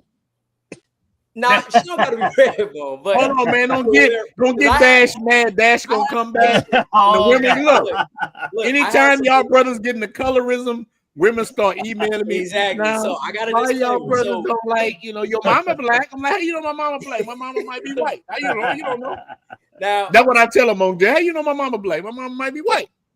Some brothers do like that, but me personally, I don't care. Yeah. Like I had Haitian women. Devontae, I was with you, dear brother. I was with you, dog. Don't sit up here, dog. Don't sit up here. Okay. Got him. Cam got I him. was with you for about 2 hours, kid. Don't sit up here laughing. I see all the numbers you was getting, dog. They all had the same complexion, dog. They all look like Ronan. What the red balls, Cam? You talking about them brothers? I'm talking about you, dog. It's all Now, right, dog. now say they was Hey, light, man, bright, it's and all all. right. Look, I mix it up though. Look, I at least mix it up because I like variety personally. But my thing is, I like that slim thick with a pretty face. You gotta have it. Okay. That's true. my type. So That's true. light skin, dark skin, caramel, it don't matter. But you gotta have that nice little body and that pretty face. That's my thing. I can't even lie, man. My trip to DR, man, it's like I seen some brothers with the D team, bro. Matter of fact, it was so bad. It was so bad that Cam left after one day. He left the Airbnb 2 days early, bro. He was like, "Nah, I'm good, man. I'm good." I'm you out. know. But I will say this, okay? I will say this. I did go to Santo Domingo, and I saw like the B, the A- team. I will give it that, but I ain't lying, man. They thought that I was like capping when I said, "Yo, I'm not hitting nothing in Sosua or whatever." So I get down there. I was down there for 8, huh? Time out. Hey, let me tell y'all something. I hung out with Uncle Jay several times, dog. Y'all gonna say he don't get no women back in you. I'm telling you, this man is a player, dog. I saw it with my own eye. He had a little cigar. Chick say he wants a cigar. Hey, come on, come sit with me. But I go, hey, that girl told hey, not even an hour in. This girl said, "Hey, come live with me in Santo Domingo." In 1 hour, kid. 1 hour. I was like, man, y'all don't know Uncle Jay. Nah, man. I was just chilling, baby. She said, "Hey, come live with me in DR, Santo Domingo. Come live with me in Santo Domingo. Stay with me your whole trip." The chick at that bar. Yeah. MJ. Right. Hey, listen, she was no joke. Listen, everybody wanted to mess with that lady, and she was no. Hey, Jay, What was that in It was like the brotherhood come first. This is Yeah, we went to this. We wasn't on the strip. We was on like a little bar. No, but that's what I tell people sometimes. Yeah. You got to get out the tourist area. Look, even in Sosua, look, man, we got 180 in the building, man. Make sure you hit the like and make sure you subscribe to everybody. Look, let me tell y'all something, man. This from a person that hanging DR a lot. Sosua is any given Sunday, but lately it has been overrun with B team. Yeah. It has. I see a lot of B team, but I would tell guys, man, I tell dudes because Santo Domingo is starting to pop in his own right a lot. So a lot of chicks don't have to go to Sosua, but Sosua being rebuilt, these chicas know that. Look, right, just today, everybody's talking about what happened in Sosua. Yeah. The government came in there. The government is tearing down certain stalls. Yeah, they tore down certain stalls that people like 30 people sold out. Yeah, they sold 33. I was talking to my brother-in-law about it, and some people sold out. But look, certain stalls are not even. Look at Mr. Flip Flop. Shout out to my brother Flip. Flip, you in the building. Shout out to Flip. Look. What's going on, Flip? Hey, let me tell you, Flip like Candyman. You say Sosua, he pop up, man. Pop up. I think Flip is in Thailand. I was just watching his live earlier. He was talking. He was addressing. Man, I gotta go watch that, man. Shout out to my brother Flip, man. Flip is the man. Yes, sir. And one of the greats. Let me tell you, man. So look, well, certain people in Sosua has, according to my brother-in-law, I don't know if it's true or not. Certain people had places that didn't have names on it. So some of them lost it and some people sold it. Sosua just gonna get greater and greater. Like we said last year, I tell people, man, look, Sosua will be better than Punta Cana. I put my money on it, hands down. Oh yeah. Well, you know, it's the same thing in Cartagena, right? So Flip, you want to jump on, Flip? Look, let me say, Flip, Flip, jump on, man. I'm gonna drop the link if you want to jump on. But when the mayor first started making the changes, he was like, everybody was like, Cartagena's dead. Cartagena's I dropped the link. Flip, jump on, just relocating them, you know? Yeah. He basically cleaned up the tourist area, and I like it better like that, to be honest. Yeah. It don't need to be all out on Front Street. And honestly, Ronan, you're the reason why Sosua kind of went down. We started promoting Santo Domingo, man, and brothers started checking it out. They're like, oh man. But you see me and Ronan. Ain't my fault. I always tell brothers to go to both. I say Dominican Vice, man, and you hear me say, "Man, Flip, jump on, man." I put the link for Flip. You can jump on if you want, and just let Flip jump on, y'all. I know people gonna jump on. But I'm gonna tell you, man. I tell people like that's why I say on my channel a lot. Dominican Vice. I call it Dominican Vice. You do both of them. Santo Domingo, and Sosua. And but I like what they're trying to do with Sosua. I know it's gonna hurt. Anytime you make change, it hurts. But I think in the long run, it'll be better. Yeah, it'll be better in the long run. I think I see what they're building. I'm telling you, man, Sosua gonna go. It's about to bang on Punta Cana. You know what I'm saying? I'm telling you, gonna be, yeah, they got a lot more land they can do out there. Yeah, Sosua gonna bang on them, man. Land.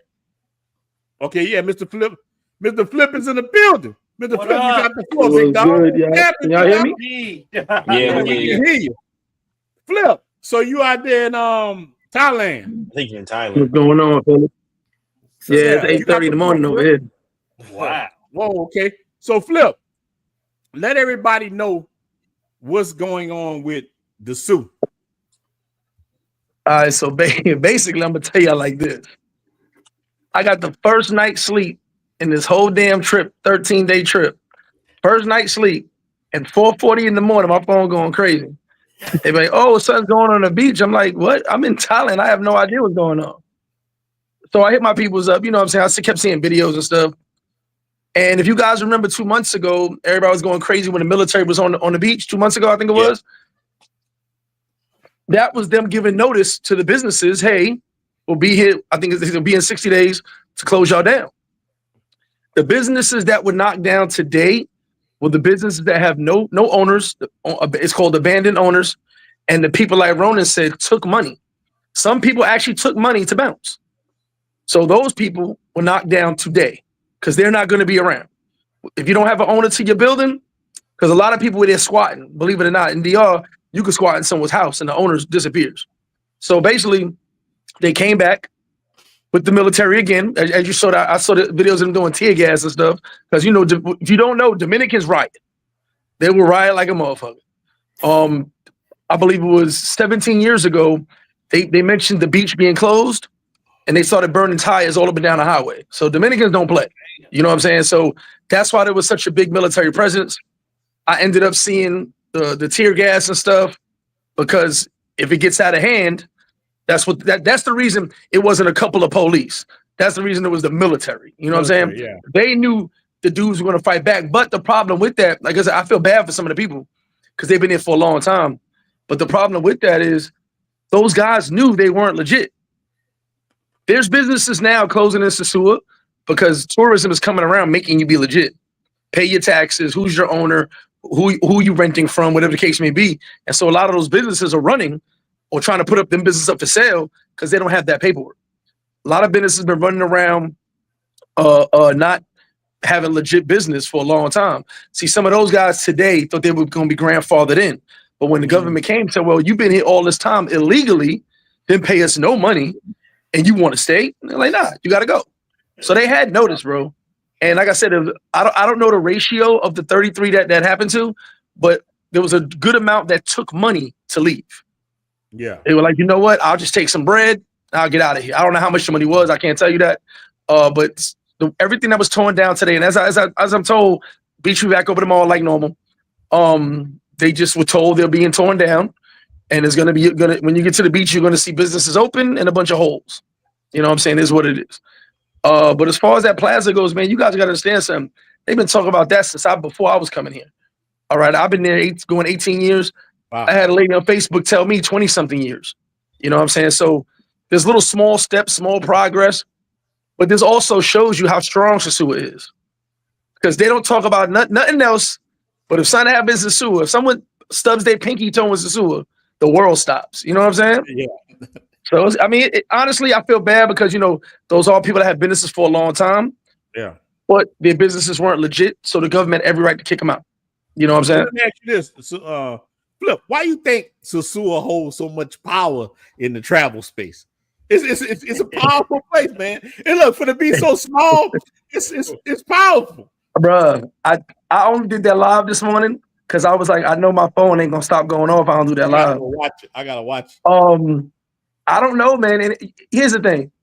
Me being in Sosua, me living there, that shit is like this. I'm like this with all that shit because I know it ain't nothing. It ain't a big deal.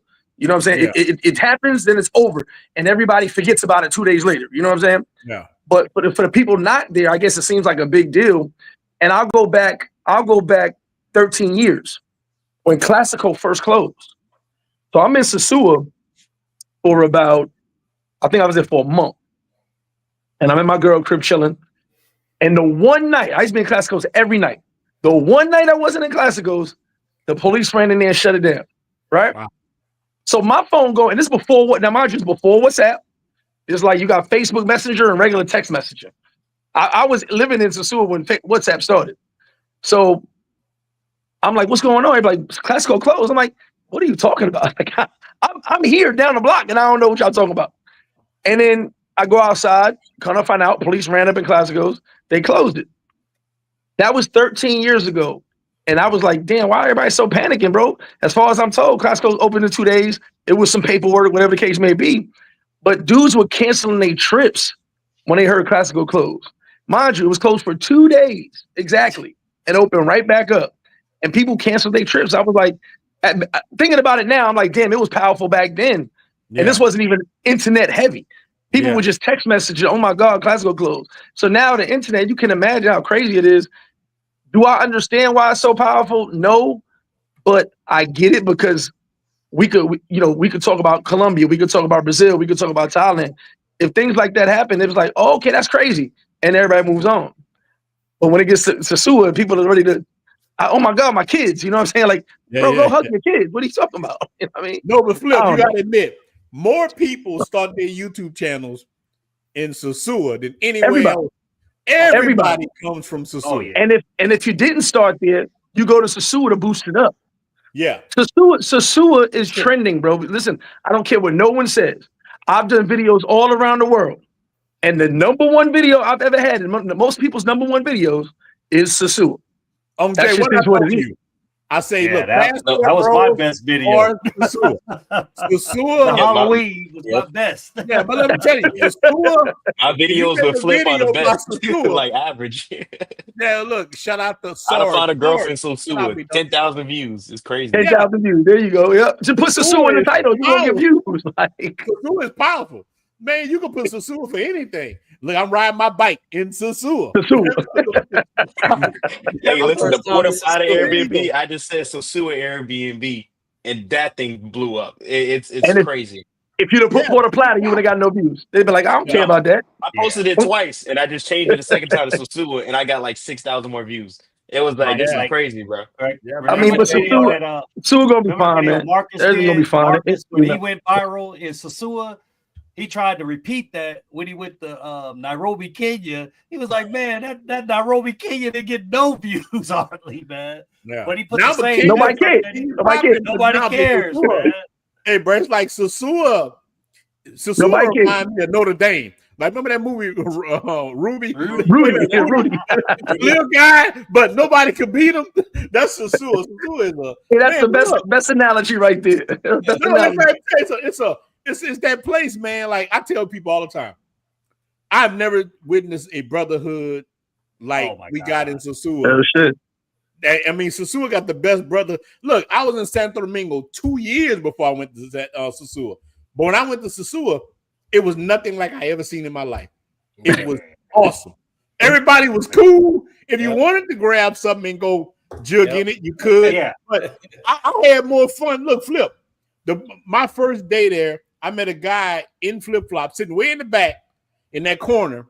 In the corner. Hey, man, I've been living over here for years. He just gave me the game off the top about the North Coast. He like, man, I've been here for years. His brother. That was one of the deepest, best conversations I ever had. Just talking to another man. I'm like, damn. Yeah, so that's Sosua. I tell people, unmatched brotherhood. Unmatched. I spend most of my fellas, I'm gonna leave it. I appreciate y'all inviting me on the live. I gotta go. All right, Flip. Man, you welcome. I gotta go back. Appreciate y'all, man. I'll see y'all in the suit. Bro, Flip, hold on, man. When you going back? You about to come back? I'm going to Bangkok now. I'll be back in 2 days, man. I miss Sosua right now. I miss it. I'll be back next week. I'm gonna come over there and definitely chop it up with you. Hold up, I'll be there, brother. All right, brother. All right, bro. Y'all be good, fellas. Shout out to the Flip Flop. Make sure y'all brothers subscribe to the brother channel. And we're going to keep it low. Let me give brother T-Mac, BTC's Align Brothers to maintain their lifestyles abroad. All right. That's Bitcoin. Okay. Yeah. Shout out T-Mac, 1999. Look, and I was telling brothers, man, I got all kind of little stocks too. Once Trump won, man, I went up a couple $1,000s. This is crazy. Yeah. I went up pretty good, man. So that's Yeah. that's another way that we can My win. 401k jumped up. Oh, 401k, all I don't have a 401k no more. But Exchange rate in Colombia jumped up from like that jumped 38 up to too. like 44, man. I gotta see what the DR did, but shout out to brother T-Mac. And shout out to Flip Flop for coming on here dropping their game about the DR. Because let me tell you, that was my brother-in-law, he worked for the government. He said a lot of people that have paperwork, this, that. But I'm telling you, what they about to do to Sosua, my brother-in-law showed me some of the plans. It's gonna be ridiculous what they about to do. Sosua gonna be ridiculous what they're gonna do with it. But I think about it. They've been Though. staying there for a long time. I can't lie to you. Yeah, but they building it up. Now you come down, and if you just saw the stuff he saw, he said to me, man, with the maybe I do, man. I don't know if I can put it on YouTube shorts or not. And you see the military was out there, man. They were knocking them buildings down. I saw a lot of it, and even Sarge, shout out to Sarge Sosua, he dropped some in the group showing them knocking them down. So they knocked down a lot of buildings, but the stalls, I'm telling you. I've been to Punta Cana a few times. I think Punta Cana is a beautiful place. Got some baddies out there, but Sosua gonna take over the game with a lot of this, what they're trying to do.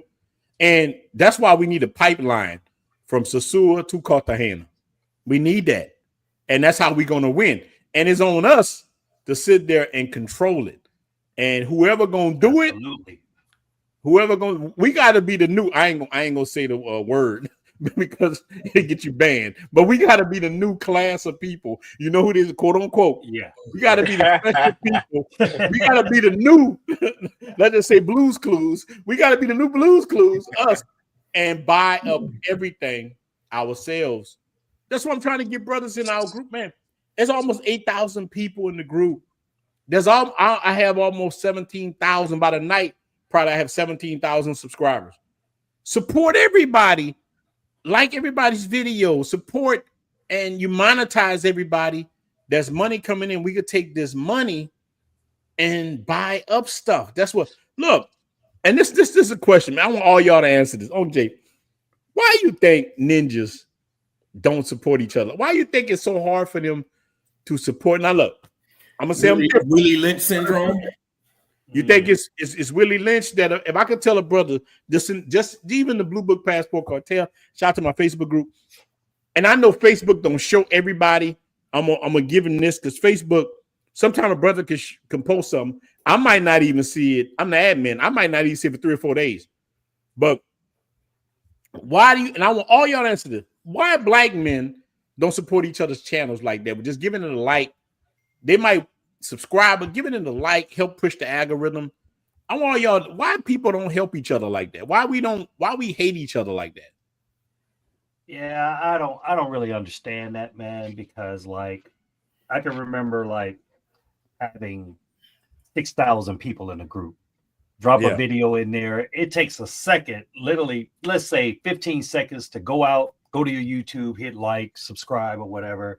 But I think a lot of us, man, we think that this person is going to get more than us, but they don't realize that working together, man, we're more powerful. So like what I do is the same thing that you do. It's like if somebody calls me, a lot of times they'll ask me to say, well, what you charge, man, for a consultation? I don't even really feel right telling a guy a number or anything like that. It's just weird to me, but I just say, man, bless me, whatever you want to bless me with, because at the end of the day, I'm looking for long-term relationships. So I feel like if I take my time to talk to this guy, maybe he'll support the Airbnb when I get it up and jumping. Maybe he'll support the events that we have, you know, and that's what I was mostly impressed with Sosua, the brotherhood, man. I saw guys, man, living their best life and having fun. And that's something that I'm working on here.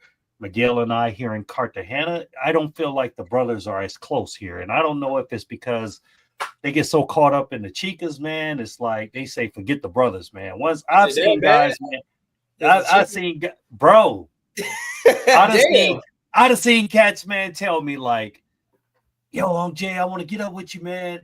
Bro, I mean, within an hour getting in town, they got somebody at the house and they ain't coming out the house until they get ready to leave. I've seen that, bro. And I'm just like, ain't no way I'm spending my whole vacation sitting in a room with no chick that I don't even know. But in Sasua, I felt like, man, I got to kick it at flips. Like me and Ronan was chilling on the beach, you know, chopping it up. You know, all that other stuff is going to be there, but we're very powerful together, man. And imagine, like Ronan, I mean, I think he said a couple times that if you look at, say, 17,000 people that he has and the thousands that I have and Miguel and Cam or whatever, man, you put in $100 or $250 a piece, man, we can start buying up our own spots or whatever, you know. So, and right now, like I said, where my Airbnb, all the neighbors are trying to sell me their Airbnb. So, you know, I could turn fellas on, you know what I'm saying? But a lot of guys, they think that, oh, this guy's gonna rob them or whatever. And I tell cats, man, look, my reputation is all I got. You know what I'm saying? If you rob one person, I ain't trying to be like Dr. Umar and never build that school. You know what I'm saying? like I'm seriously, like, once that word gets out, you trash. You know what I'm saying? So for me, it's not even worth me taking your money if I know that we can't make something happen with it, you know? But like I said, I swear if we stick together, man, I mean, I'll give you an example. Guys, if I'm going to a foreign country, right, I'm going to try to get up with people that's already there, boots on the ground, Americans. Because I can tell you this, and it's no disrespect to any other race or nationality or whatever, but I can tell you this, most of the time, well, I'd say 100% of the time, they're giving you that serious upcharge. You know what I'm saying? Whereas we're not really doing that. You know, I know guys paying $200 and $300 just to get walked around. And they could have called me and blessed me with $25 or $30, and I'm gonna make sure they get everywhere they gotta go. And you know, because I'm not really in it for the money. Damn, on Jay, just to get walked around though, just to get walked around, bro. Yes. I swear. Yes, I swear. Yes, I ain't because what it is, man. A lot of guys no hate on nobody's hustle. No hate, man. Hey, they do their business or whatever. Matter of fact, some of the guys I even told them, hey, man, I don't want to take people around. I'll feed them to you. That's not really my thing. But that's at the end of the day, man, a lot of people want to drive you by fear. So they'll say, well, man, you can't make it in Cartagena if you don't have a guy with you or whatever. Now, that's why these groups are important, because we can give you the game to stay safe. You know what I'm saying? You don't really need a local to get around and do what you need to do or whatever. I'll tell you, stay here, do this, roll like this or whatever. But hey, if you want to waste your money, then go right ahead, man. But like I said, man, I don't be out here trying to tax people, man, just for every little conversation. I try to answer every call or whatever. But like I said, in return, just give me a like or give me a subscribe. You know what I'm saying? That's worth more to me than your money. And when I get everything, when Miguel and I get everything jumping or whatever, support us with the Airbnb, you know, because we're going to make sure we're going to check IDs. We're going to have full-time security. We're going to have pick you up. You ain't got to worry about getting drugged. One-stop shop. Yeah, the chick ain't going to be able to lead a spot until you come out. So, on Jay, you're saying if this ninja knocked out in the room, he ain't losing nothing. If she got his laptop, she got his stuff, you got security to stop her. I'm going to make sure that he got a good nice when she comes out, if he's not with her, we going back in that room before she can get out. Real talk. You know, because I'm all for looking out for the brothers, man. But I done heard cases where this guy, you've been hanging around him all weekend, and this is not nobody in Cartagena, so I don't want nobody thinking I'm taking a shot at somebody in Cartagena. But this happened in Medellin, where the guy's friend, or he thought he was his friend, was the one that took him to get robbed. You know, so at the end of the day, man, you are a lick as far as for most of these people. Now, Danger to hook up, he's a good guy. Some other cats stay real good or whatever. But, you know, like I said, man, I'm going to make sure I get the information out. You know, all you got to do is just ask, man. We get questions all the time in the WhatsApp group. Where's to get Airbnb to stay in? Where should I go? How should I stay safe? You know what I'm saying? And every time somebody do something stupid on camera, I'm putting it out there, bro. Guy almost got his chain snatched. You know, and he out there acting like he big and bad or whatever, bro. All that dude had to do was just come circle the block, and he could have popped him right there over a chain. Yeah, you know. So just respect where you at. You wouldn't do that. You wouldn't do that in Chicago or Philly or New York. In certain you ain't places, doing that in New Orleans, big dog. You gonna get your head cracked. Uptown, shit, man. Come on, bro. Anywhere you respect the at, culture. any urban area you at, whether it's Cartagena, New Orleans, or wherever you at, cats can get in your business. All you need to do, man, respect yourself and respect the culture, man. One thing I always do, and man, I went to Mexico City a couple of years ago, this right before COVID. Right. And bro, I was overwhelmed. That was my first place I traveled to. I'm thinking, America, man, have you in a box where you just Right. take and you hear about Mexico is trash. I went to Mexico City. It was the biggest city I've been in my life. It was millions of. It's I don't bigger know how than many New people- York. Yeah, it makes New York look like he's in a box. Look, man, I was culture shocked.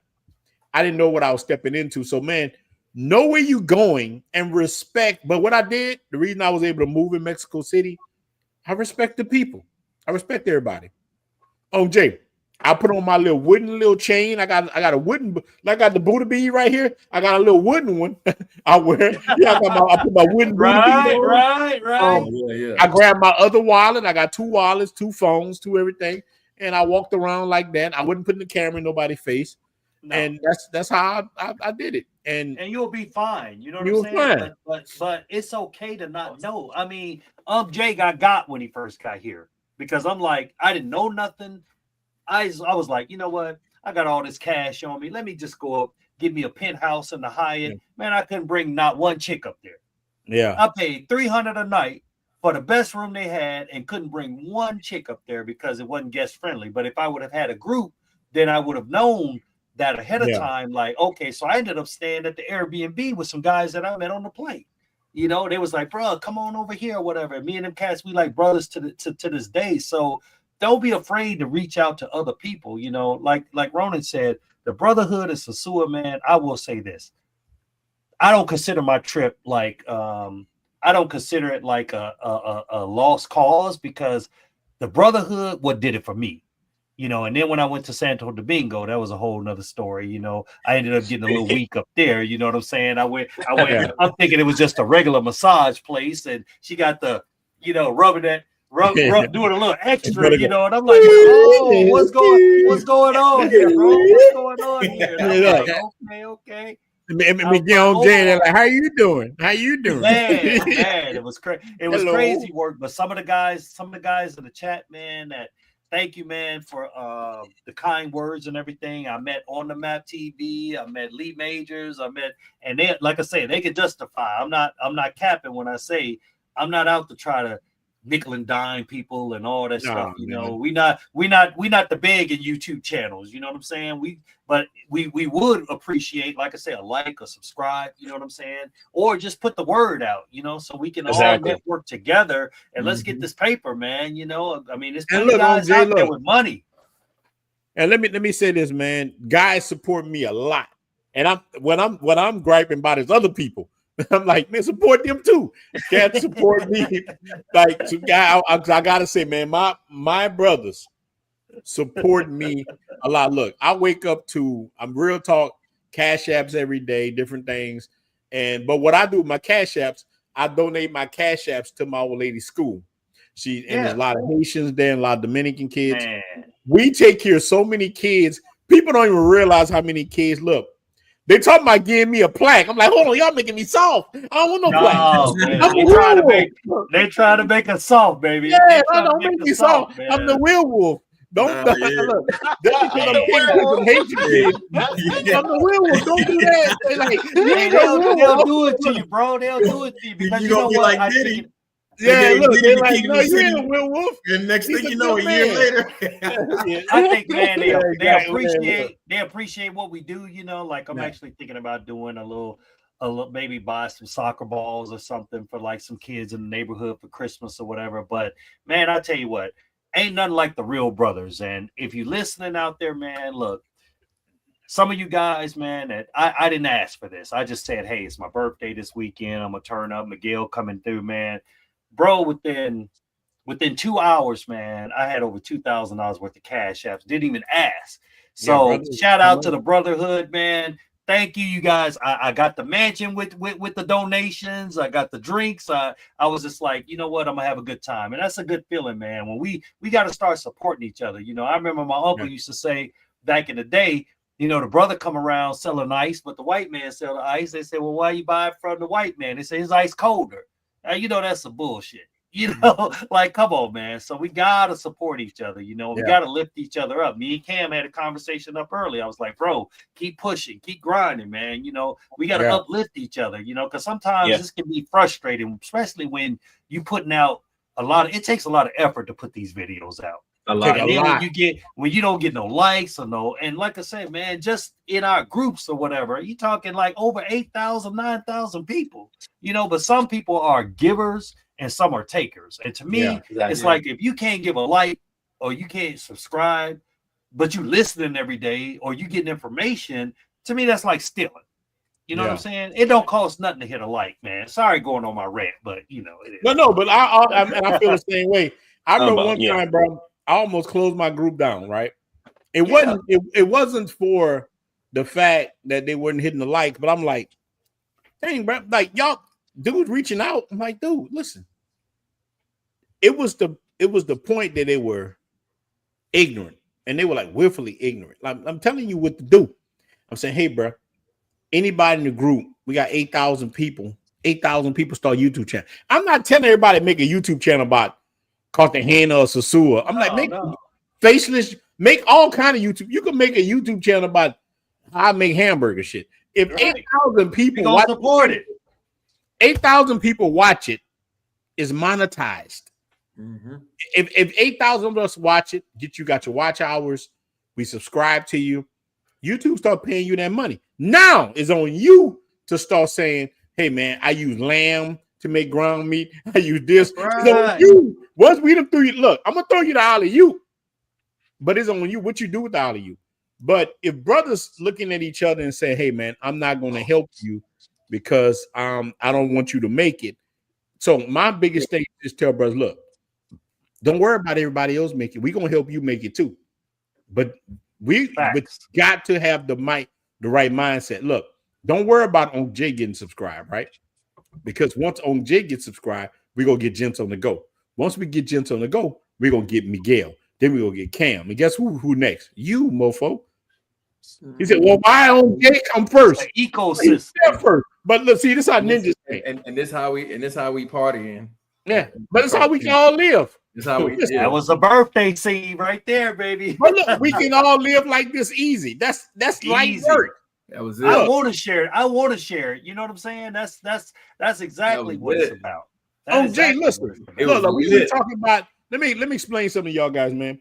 I done made $4,800 on YouTube. The $4,800 was the best check I got, but it's always high. Like I showed y'all the other day, the book. I still haven't even made this yet. I got to make a video about this book sack. I got cameras that they sending me. Look, YouTube is right for us. It's here. The jig is up. We can make as much money as we want. All you ninjas got to do is work together. So the hardest thing for black people to do. I told y'all this the other day when my Dominican girlfriend I had told me I think I told this on Jay. I think I told you this on Jay. My one of my ex-Dominican old ladies told me her dad told her, you know what? He was good at sewing. And he told her, you know what the hardest fabric is to work with? And she said, what? Black fabric. This is the hardest. Like we got this problem where we don't work together. Boy, the moment we work together, we will win. All we got to do is stop hating on each other and say, look, dudes hate on. Look, you go on YouTube right now. Go in the black sector, right?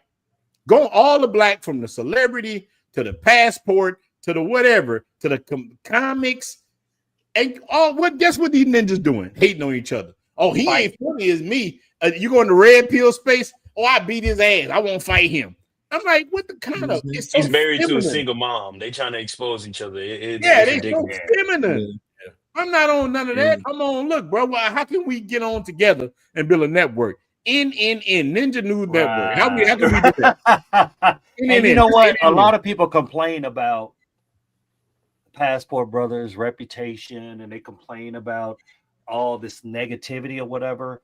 But a lot of it is our fault. And the reason I say that is because and I'm not gonna say no channels or nothing like that, but I'm saying when that negativity comes out, man, y'all up in there 400-500 deep, 1,000 deep, cash apping all kind of money and stuff for foolishness. You know what I'm saying? But then you got guys that don't really need the money, but y'all, we trying to drop some game or whatever. It's like, I don't want to listen to that. But then you complain about our reputation. It's up to us to change the narrative and say, I know, just like my man just dropped about building, Stephen Smith, about building credit. I dropped a question in my chat. Hey, anybody know how to rebuild credit? And a bunch of guys thought, I know how to do this. Or guys that's investment. It's some heavy hitters out here in the travel world. But we got to be able to get them in one space. And the way we get them in one space is we have to support so that the guy who has the platform has the motivation to keep going, you know, and that's how you get motivated when guys actually like,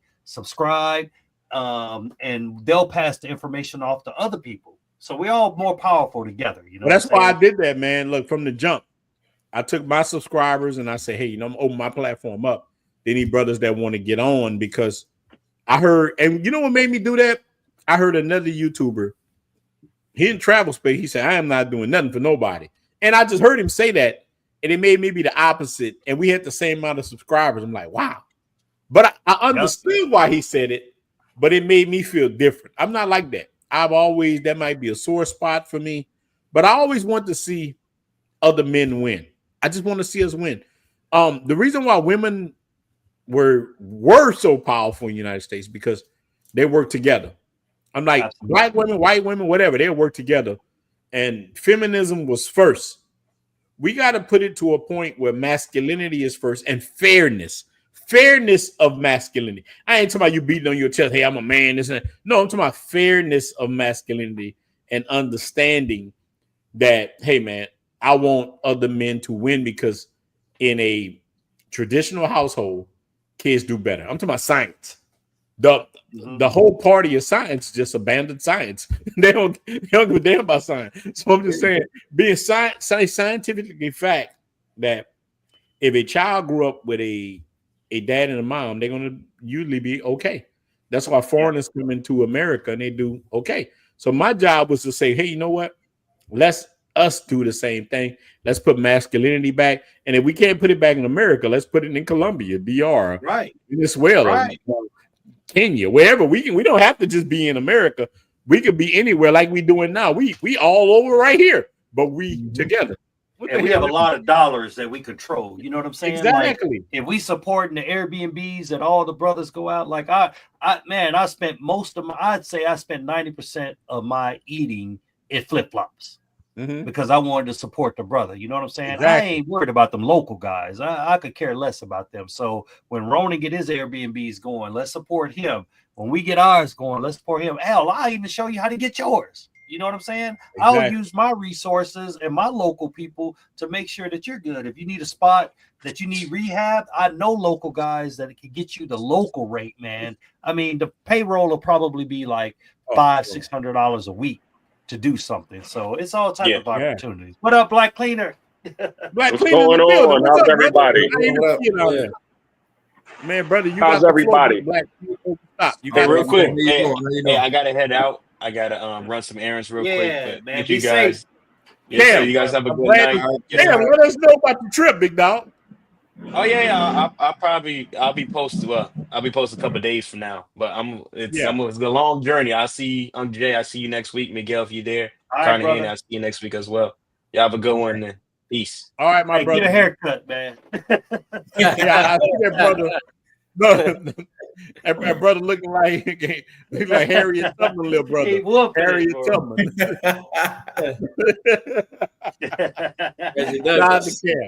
Every time Cam go on a trip, he don't cut his hair. He don't cut his hair. He want to blend in.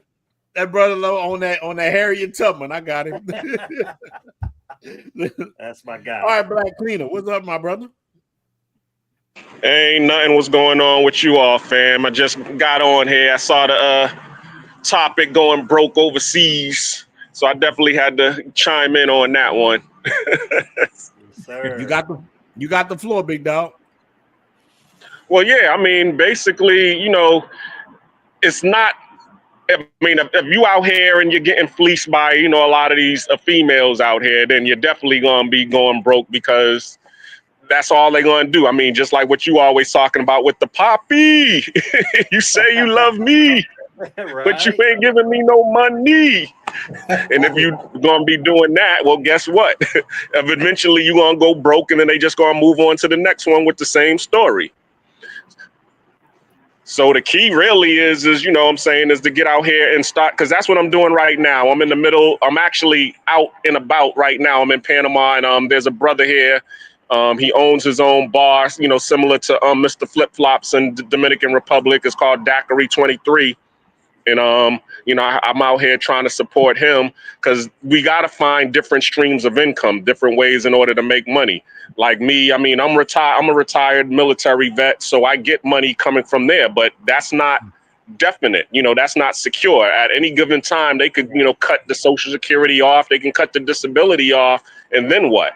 If you don't have any hustle to you or you don't have any other ways to create a passive income, then you're going to be up shit's creek with no paddle. So, but also just what you all was talking about. I mean, there's enough of us out here to be able to support each other. And as long as we're, you know, we stick together and stay on code, then we'll be able to create our own ecosystem out here. Yeah, that's what I was saying. But look, let me ask you something about Panama. If a brother wanted to move in Panama, what's the bare minimum they need, you think, monthly? I mean, okay, if you're looking for the comforts of home, like, because I recently moved to a new spot and I had to, you know, start looking for my own apartment. Okay, an apartment in the city with all of your standard American comforts, you know, for a 1-bedroom would probably be about $700, and then a 2-bedroom it'll be about $800. But you could live on the outskirts of Panama City in the suburbs, and you could pay about $500-600 a month. And that's with the standards. Now, if you're trying to live like a local, like a Panamanian, like what I notice here is Panamanians, hot water is not a standard in their homes. Yeah.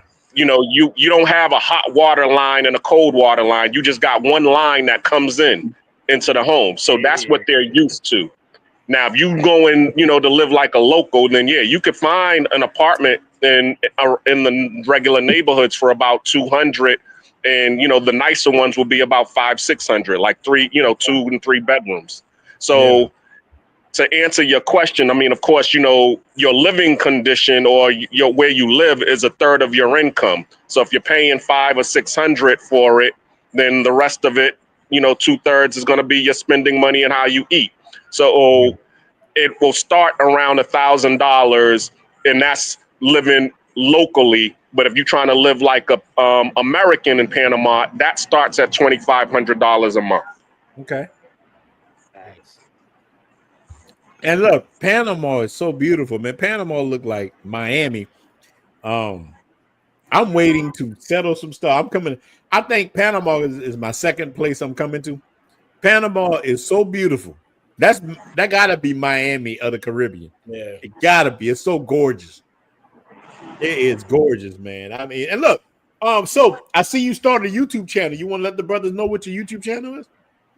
Yeah, it's called From Black Cleaner to Black Expats. So basically, it's just showing, you know, my journey, because I'm just a working class fellow, and I'm just basically showing you how I transitioned out of the matrix to become an expat. You know, because anybody can do it. They just got to be able to focus on what, focus on your plan, focus on your agenda. And all I did was I just followed the Rich Dad, Poor Dad method. You know, I didn't go to school and get a job. I mean, go to college and get a degree so I could, you know, get a nice job and work for 40 years. I learned how to sell. I got into a service industry, which paid good money. And then I used my money to buy real estate. And then, of course, me being in the military, that was also a plus. But I don't rely on my disability checks to sustain me. I rely on my real estate to sustain me. Brother, you did like me, that Rich Dad, Poor Dad, and Think and Grow Rich. Boy, that Earl Nightingale, man, changed my life. Let me tell you, man. You're Robert Kiyosaki, you're a Nightingale, man. You dropping some views, man. Look, That's some put diamonds. if you can post your YouTube channel, man. Look, thousands of people will see this. Like that, we make these videos, thousands of people see it. Brother Paul, you in the building? What's up, man? Brother Paul, man, where you at? Brother Beverly Hills Paul. somewhere? Brother Paul, you in Beverly Hills, huh, big dog? He ain't in the truck. Yeah, he ain't in the truck. He in Beverly Hills. What's up, guys? Can you hear me okay? Yeah, we hear you. How you doing, bro? Well, first I want to say y'all are looking at a living miracle. I just got out of the hospital yesterday. Wow. Oh, man. I was in a bad wreck on Saturday. I broke 9 ribs and my sternum. Hey. Oh, Man. Sorry to hear that, brother. in the truck. Well, no, I was in my car. It was on my day off on Saturday. Wow. Yeah, I was coming back from the cigar lounge, and yeah, I got cuffed and stuffed. Allegedly, according to the law, there may or may not have allegedly been alcohol involved. So, had to get the lawyers involved. So, dealing with a case at the moment. So when you finish up, man, come on overseas, Jordan. man. Sell the Yeah. truck. When you get that Uh, stuff, brother man, gonna have come on look, over, Jay, brother. you got that Mr. T chain on Right. with that big T on it. All in the building. Hey, I'm gonna say something real quick because I actually was in that same position. I actually had a car accident back in May. I'm still having back pains and everything like that. Been hard to I have been pretty hard to go to the gym and everything like that, but I've definitely been through that. Yeah, I got the patches on Wow. for the broke sternum and the bones that I broke. The bones that I broke, there's no cast or anything. You just got to let it heal. But I'm flying high right now on the medications and a lot of pain. But back to the subject, I got to echo what Black Cleaner just said, and I'll speak on my knowledge of living in Mexico for 2 years. Yeah. With a woman I was very close to marrying. She was a former model. She had her own TV show, college educated psychologist, good woman by all means. But over time, she's right there on that border of the U.S. So that feminism crept down into the South, and she caught a bad case of it. And so, long story short, that ended that. But living wise, I want to say a lot of what Black Cleaner said is I had to adapt very quickly and make decisions based on my income, because you find out how American do you want to live? Your food, right? You can get a house with air conditioning, hot water, in a beautiful area that you're used to, like America, with American food, all of that you can cook at home and restaurants.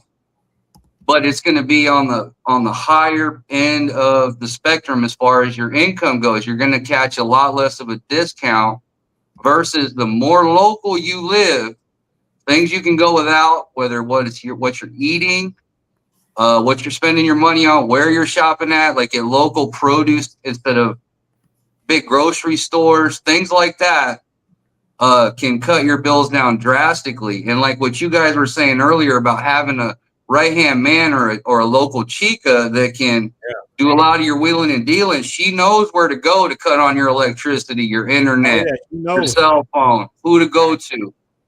She has her cousin that can come hook up your cable for free. You know what I'm saying?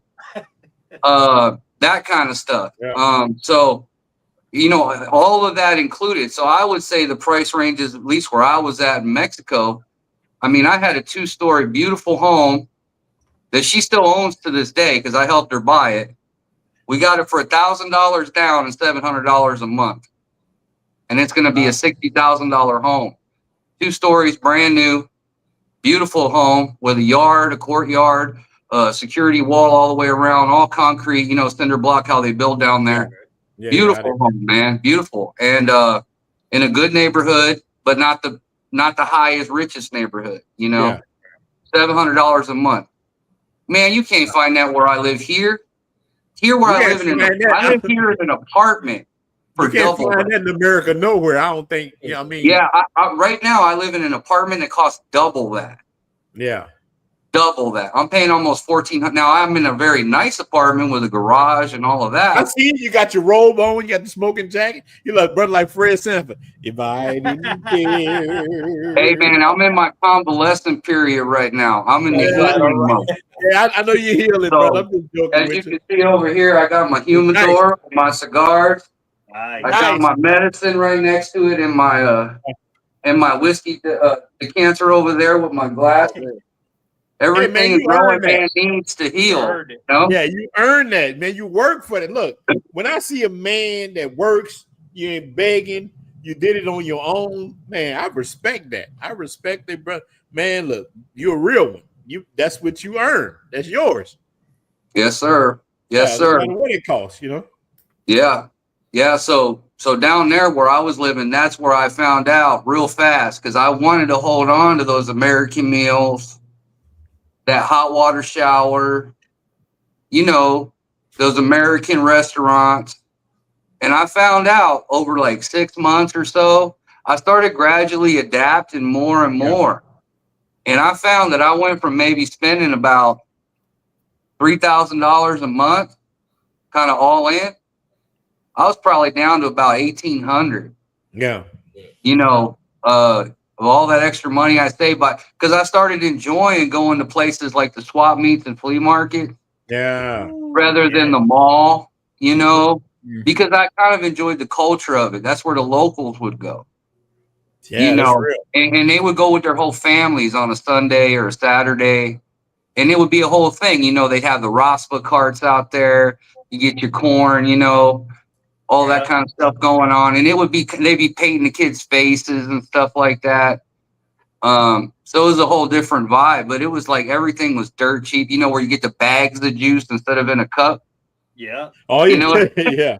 Yeah, but I enjoyed that, you know, and then you look at the end of the month, and at the end of the month, you know, your bills are a whole lot cheaper because now you're eating, you know, meat from the butcher instead of the grocery store. Yeah, that's what I do now. Yeah, she's cooking a lot more. I'm trusting her food more and more. The local stuff. I'm starting to develop my taste for it instead of just wanting a hamburger all the time and French fries. You know, it takes a little while, depending. And I'm a real picky eater. And see, nobody talks about that. A lot of guys eat everything out of house and home, right? Me, I had a very hard time because I'm like a meat and potatoes guy. I don't like a lot of vegetables. I like my chicken fried steak and my mashed potatoes, and I like my ribeye steaks, and I like my Tex-Mex, right, because of where I live. You know, my cheese enchiladas and my rice and beans and stuff, and I like them how I like them. And going down there, or any of these countries, it's a culture shock. It's very different food. And so if you're picky, you know, some of these countries got some crazy shit. They'll come out with like, you know, goat heads on a plate and shit crazy. Oh, yeah, you know? that's real. No, I tell people. They're all looking at it like ready to eat, and they're looking at you like, why aren't you salivating? And I'm ready to throw up. But you don't want to offend nobody. It's a very awkward position. You tried the lingua tacos yet? Oh, the tongue tacos? No, man. I couldn't do it, man. They love No. this stuff. I lived in Mexico for 5 years, and I just couldn't do it, man. But I heard it's some of the best tasting meat ever, you know. But you never had right? tongue? Huh? No. You never had tongue? Man, I had beef tongue. But let me that's the lingua. Yeah, no Rocky Mountain oysters, none of that. I can't. No, well, also too, the realize- barbacoa, which is like the cow face, like the cheeks and stuff. Yeah, the you barbacoa. eat that stuff, man. Look, let me tell y'all something. You realize when you leave America that black and white people in America have more in common. Look, I tell people all the time, I said, look, you got more in common with a white man in Utah than you got in somebody in Nigeria. I tell them, I mean, like, we are so connected. We Americans, you're so connected that cats don't even realize that. I said, look, man, don't let people fool you. You are so connected. It is ridiculous. We Americans. That's what it comes down to. We are Americans. I'm not too crazy about the food here in Cartagena. Like I've But you see on Jay that that's not talked about enough, man. No. You know, when you go in Honestly, there- I think the food sucks. I mean, and like I'll have guys, they'll be like, "What you want me to? What you want? You want me to bring you something, man? I'll bring me some grits, man. I can't find You know no what I grits in the did? store, bro." You know what I did was I found like the one thing that I really liked, and this is a Mexico thing, may not work over there, obviously, but I found, but it could work in any country where you find out one thing you really dig. Maybe you dig empanadas, or maybe you dig rice and beans. For me, I really fell in love with the asada street tacos. Oh yeah, that's good. Oh my god, that's You know what I mean? You know what I'm talking about? You don't know about the health codes. Like the health codes are probably not followed. It's probably made out of cats and dogs, but I don't care. You know, Mexico got the best street tacos I ever had. And so what I would do is I would get 3 of them for a couple hundred pesos, and then I would end up at somebody's house. They're like, "Are you hungry?" I'm like, "I'm good," because I done had some tacos. Yeah, and they're fine with that. You know, carne asada, man, or them El Pastor if you like pork. El Pastor, that's my favorite. That's my favorite. The El Pastor. If you like pork, that's your jam. Me, I like the asada. Man, the street taco, man. Oh, man. And so what would happen is I would live on that shit because I was so picky and afraid to try. But eventually I tried little by little different things, and I found enough to get me through a week or two. You know, a lot of it the meat, right? And then with the meat, you can always pair it with the rice and beans. Like you can't go wrong with the rice and beans. Like Everybody mole. likes rice. I can't deal with that mole. That's what I'm saying. I didn't like look, the mole. you can't live in Dominican Republic without eating rice and beans. Look. Yeah. My old lady or my mother-in-law make rice and beans every day, and that shit is delicious. Look, you know what? There you go. Every day it tastes like that shit is my first time ever eating. Yeah. It's amazing. For 7 days, like, you can live on shit, You can just live right on that shit. You can just live on that right now. Wow, that's good, man. You know, us having that Louisiana background, we like spicy stuff. Colombians don't like spicy food. Yeah, they don't. Yeah, so I'm thinking like Colombians, just like Mexicans, you know, but they totally different, bro. No. You know what? In Mexico, you never ask them if the food is spicy because they're always going to tell you no, and then you're going to be having fire coming out both sides. Because they don't even know what spicy is. That shit is so hot in Mexico. You got to be careful. Here, they don't even like hot sauce. They don't, man. Yeah, in Mexico, it's the opposite. That you will burn your mouth out. Hot stuff, man. Look, I like Mexico. I actually had a good time in Mexico myself. I like Mexico. I definitely did. Look, how I even got to Mexico. My cousin was getting a hair transplant. That's how I even got to Mexico. Now, look, on Jay, he looked good. Look, right here, all this was missing. And he like George Jefferson. Look, all this whole thing was going. And look, this cat had like a Jerry curl right here. He didn't have a Jerry curl. He got naturally curly hair, but we used to call him El DeBarge with the top gone. but that cat, so I went to Mexico with him because my family was like, he's scared to go to Mexico. You know, you done left the country. So I went with him, and he got and he had a hair transplant. And look, right now, it looked good. But check this out, Ronan and Jay. This is the point, especially Jay. You've been to all 3, right? You've been well, Ronan. You've been to Colombia already, or no? No, not. I've been to Mexico and DR. You've been to okay, but y'all can attest to this. Look how similar these places are. They do have their little cultural differences. Yeah. But as far as like a lot of the way life is ran, a lot of the Puerto Rico, and I went to Puerto Rico. Well, I've been to Puerto Rico, Canada, Mexico, and DR. Yeah. But look at how similar a lot of these places are. Yeah, you can only get tacos here, but not there. That kind of stuff. Of course, there's cultural differences, but 80% of it is very, very similar. That hot water is Latin wide. That hot water. Hot water. And the rice and beans, I think all the cultures eat the rice and beans. That's what I'm saying, man. But the way that the chicas treat you, the way how important family is, the cost of living, demographic, like all those sorts of things are very, very similar, in my opinion, across the board. And you're going through, your learning period. You went through there in Colombia. Ronan, you're doing it in the DR. I did 2 years in Mexico, And you can see the similarities between all of us and the lessons we had to learn. I was another one. I got burned too when I first went down there. I spent a lot more money than I should have trying to do things on my own because I thought that's how I've always lived my life.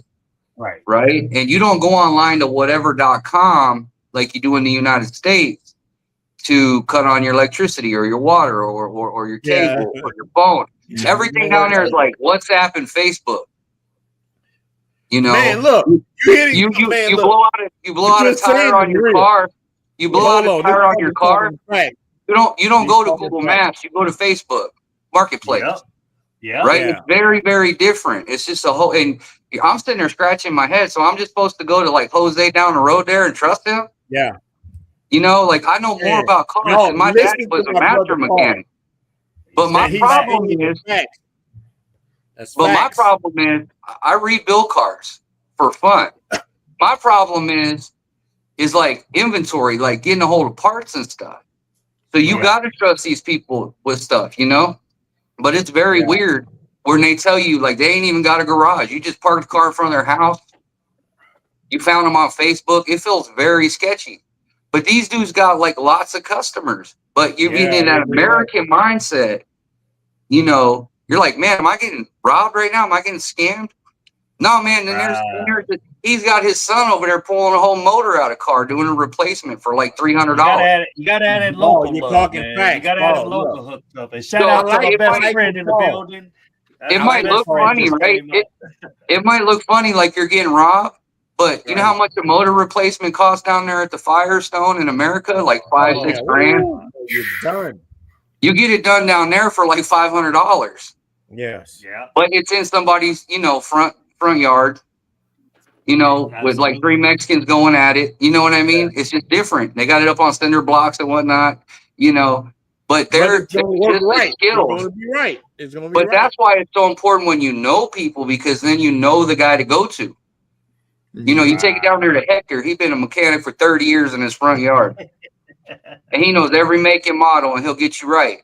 But if you take it to, you know, Julio down there, he's a hustler. He'll tell you, you know, your torque converter's running low on torque. You know, But see, Jay, this go to what we was talking about earlier. You have to have that local connection with a woman. Oh, for sure. While we were talking about this. So, exactly. That's where that local comes in handy, because then they can bridge the gap. yeah, they You know, bring, and like we said in previous conversations, then you even give her the money in local currency. and she gonna handle it for you. And We then don't talk dollars here. you don't even get out the car, you know, you go over there, and then that way she ain't showing up with American money. Yeah. It looks like it's her own money. And she can go over there like, I got a daughter to feed or whatever, you know, and work it out locally to save you a ton of money. Yeah, Paul, look, Get that local price. hold on, look, this is happening to somebody I know locally on the North Coast.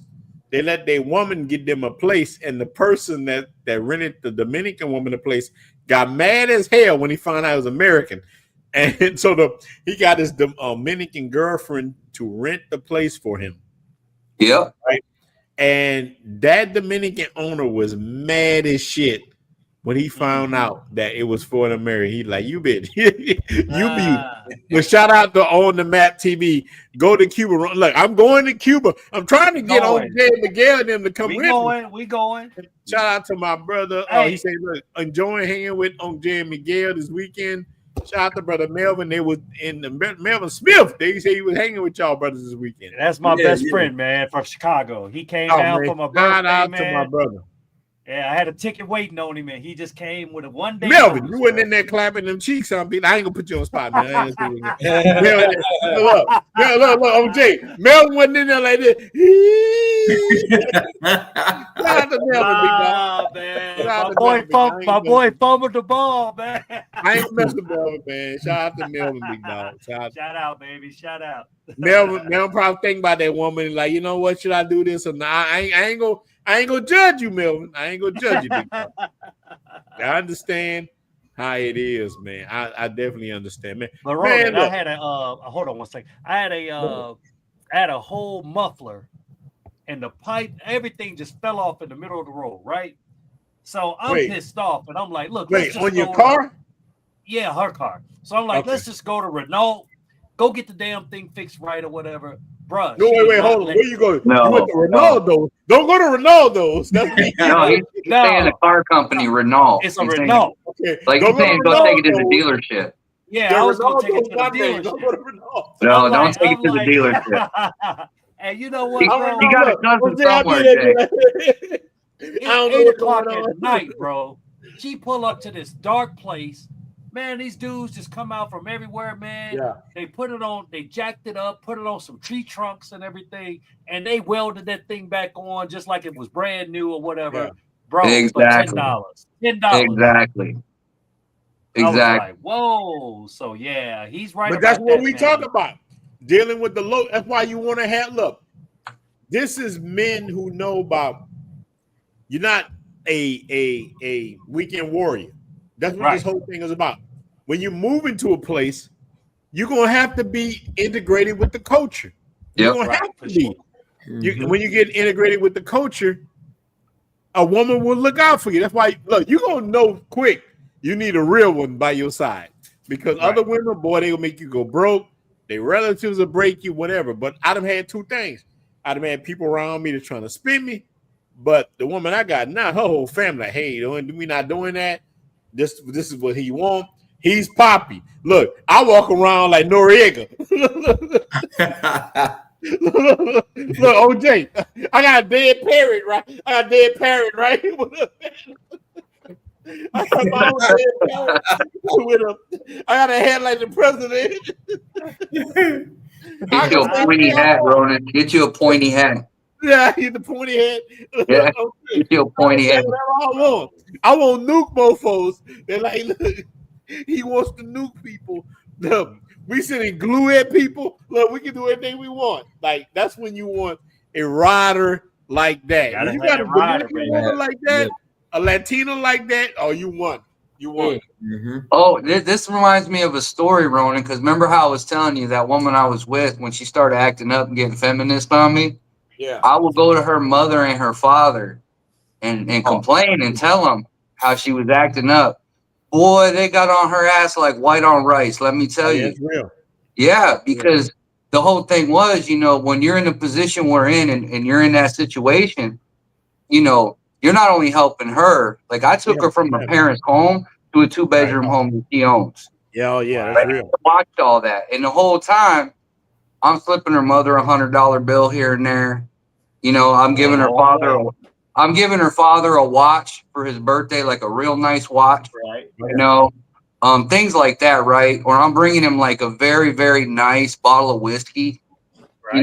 Like $150 bottle of whiskey that he could just sit out there and his friends can look at when they come through. And so I had a very tight relationship, and the parents were married like 40 years. Yeah. Wow. Super old school, super Catholic, that kind of thing. Yeah. And I'm telling them, like, I tell her something, she don't listen. And her mother starts rolling her eyes and the thing is anytime you talk to her mother, you got to stop her from cleaning. She's cleaning something. Oh yeah, always. That's She's real. mopping the floor. She's scrubbing the damn stove. And I got to tap her on her shoulder and say, can I talk to you? She's just always cleaning. Smells like alcohol and bleach around her all day long. Yeah. Fabuloso. You know that Fabuloso? That she just Oh, Fabuloso. Oh, Yeah, my especially God. that purple one. That purple one. And you know what?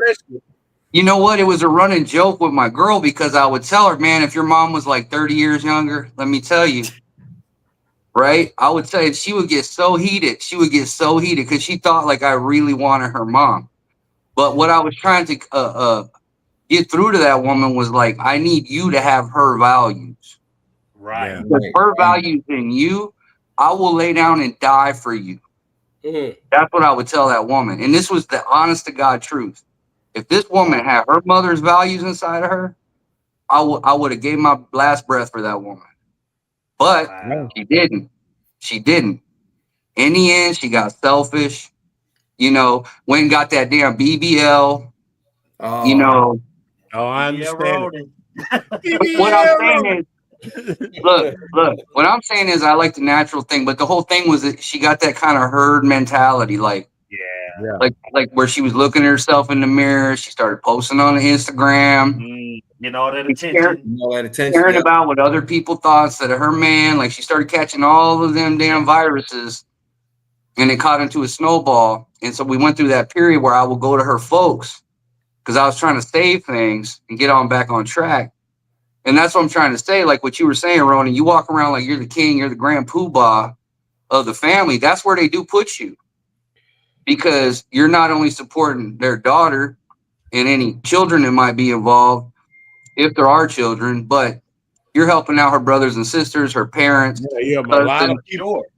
Somebody dies, you pitch in a few $100s for the funeral, you know, or somebody's sick in the hospital and they're collecting money because they ain't got no welfare programs over there. Somebody goes in the hospital, everybody's like calling the whole family, throw in, you know, 1,000 pesos, 1,500 pesos. And here I am throwing in like 5,000 pesos. Yeah. They remember that shit in a year. They remember it. Yeah, you know what I mean? Right. When you're constantly being there for them and they know you're a good, solid dude like that, boy, they tear into her ass like nobody's business. But instead, it backfired on me, you know? It ended up in the end, she was not appreciating that shit. So instead of her coming around. I got a question for Paul. So we talked about this before. Like, so would you recommend bringing a woman back to the United States? You know what I said last time, Jay. It's absolutely not. No, hell no. It's absolutely not. For so many reasons. Now, what I would say is I have a little more hope now over recent events in the United States. Maybe in like 10 years or something, some laws can change. Right. I'm with Mike. And become more fair. Now, if that were to happen, to where laws got out of the way for men, you know, with family court, with divorce, and all these sorts of things, then I might consider it. But as things are today, absolutely not. It is next to a death sentence. I agree 100%. She could be a great woman, like the greatest woman, but she can get infected so quickly. Look what happened to mine, and I didn't even bring her back. She was just on the other side. Yeah. That shit spread across the river. That damn fucking Rio Grande didn't hold up for me worth of shit. And I think the internet is making it. That's what like I'm saying. One of the things that I saw in Dominican Republic when I went there, I'm like, now these chicks can grow hair down to their butt if they want to, but they think it's cool because of the American chicks to wear the wigs and the eyelashes. And they do that little baby hair curls right here on the side. Oh my god! Yeah. Don't even go near them girls. They're starting to take on. And let's even talk about the eyelashes, man. Oh yeah, the umbrellas. Yeah. The umbrellas. Hold on, you got to understand what their market is. These women, these business women, their market is to black men who coming over there, or white men used to dealing with these type of chicks. Like my old lady has hair to her butt and straight, never wore a wig or nothing. She got hair like Paul. She got that good hair. You know, she got hair to the back. Hey man, you gotta watch what you're saying, bro. You gotta watch what you're saying. I ain't gonna dish it. Wait, hold on. Wait. Look, I ain't gonna. You telling me your girl's bald headed? Is that what you're trying to say? No, she got that straight hair like you got. Look, mine a little wavy, but look, OJ, look, it's starting to thin a little bit. But I'm gonna be I'm gonna be in Mexico. Look, you know, I'm going to. You need to go get one of them transplants like Ronan's buddy did. I got to go get one of them transplants. Like my cousin. Look, like your cousin, yeah. I'm going to. Yeah, I gotta move my forehead line from like right here, like up here. Yeah, it's back here right now. I'm going to Turkey. I'm gonna show you cats. I'm going to Turkey, and look, I'm gonna have that little Jerry curl right here on Jay. Before we were lovers. Look, I'm gonna show y'all. I'm at that curl right here. You're gonna put on the Soul Glow. Yeah, I put that. Look, you about the Soul Glow, Paul? What you put on the Soul Glow? That way you can have that wet spot on the couch. Paul, hold on, Paul. Paul agent. Paul, look, Black Cleaner. Let me tell you about Black Cleaner balance. Is Paul agent Black Cleaner? Is Paul know too much? He like, I Oh, like man. Cookout, man. Hey, what are you talking about? Coming to America got released to the whole world. We can all watch it. You acting like I Oh, never you seen might some be an separate Asian. movie. Paul Asian. Hey, Ronnie, you did Talking all about the you did spot say on the we all couch. American. Look, I'm just saying, we all I American. believe All the children American. are our Oh, yeah. future. Okay, Yeah. we teach them Right. well and let them think- lead the way. I think Paul know too much. Paul know too Oh, much. have been some cookouts, man. He done been. We can just go down to McDonald's and get us a burger. You know, Oh, see, you know Right. too much, man. You just let yourself go. yeah. You know, We'll go get some of that soul glow. Paul been in the game. Yeah, Paul what they been in the said? game. Your royal penis is clean, Your Highness. Yeah, there you go. Paul That's it know right too there. much. You like that? Yeah, we get that all the time, man. Guys like, Oh. man, I want to bring her back to the States. Like, why? Why? No, You man. know what I'm saying? I got a partner here, man. He's married to a Colombian chick, got 2 kids. But hold on, Jay. Look, You know- shout out to my brother Derek B for the cervezas. Cervezas. $10. Yes, sir. Shout $10 out. I don't have super chat. cervezas, big dog, but I got a little bit more. Yes, Black. sir. But he's sending that chick $500 a month, and her family is happy as Yeah, whatever. hell yeah. And he stay in the States, but he come over here, see his wife every like couple months at a time, go back hustle, come back, leave him where he at. I feel like I got one of the best chicks ever. Well, But I another will thing not you got let to her think come back about. to the States. Another thing you got to think about too, Jay, and all the people listening and watching. That's not to do with money, but when you're in that situation for real with your lady, it's a very different culture there, Mexico, DR, where it's super tight, family oriented. Now, when I speak on Mexico, because that's what I know, let me tell you, on Sunday, if you don't show up to mama's house, it's like a search warrant gets put out for you. Okay. Oh, yeah. The family is so tight down there to where my chica, it was like, I put it like this, like she had like President Trump level people around her at all times, but they would be her family, her friends, right? Neighbors. Like these people were just around each other all the time, all day, every day. Now think about the psychological deal that does to them, because that woman's thinking with the fantasy mind, emotional mind, coming back. Right. And you're like, she looks at my place behind me, and oh, this is so beautiful, and Oh this, my God.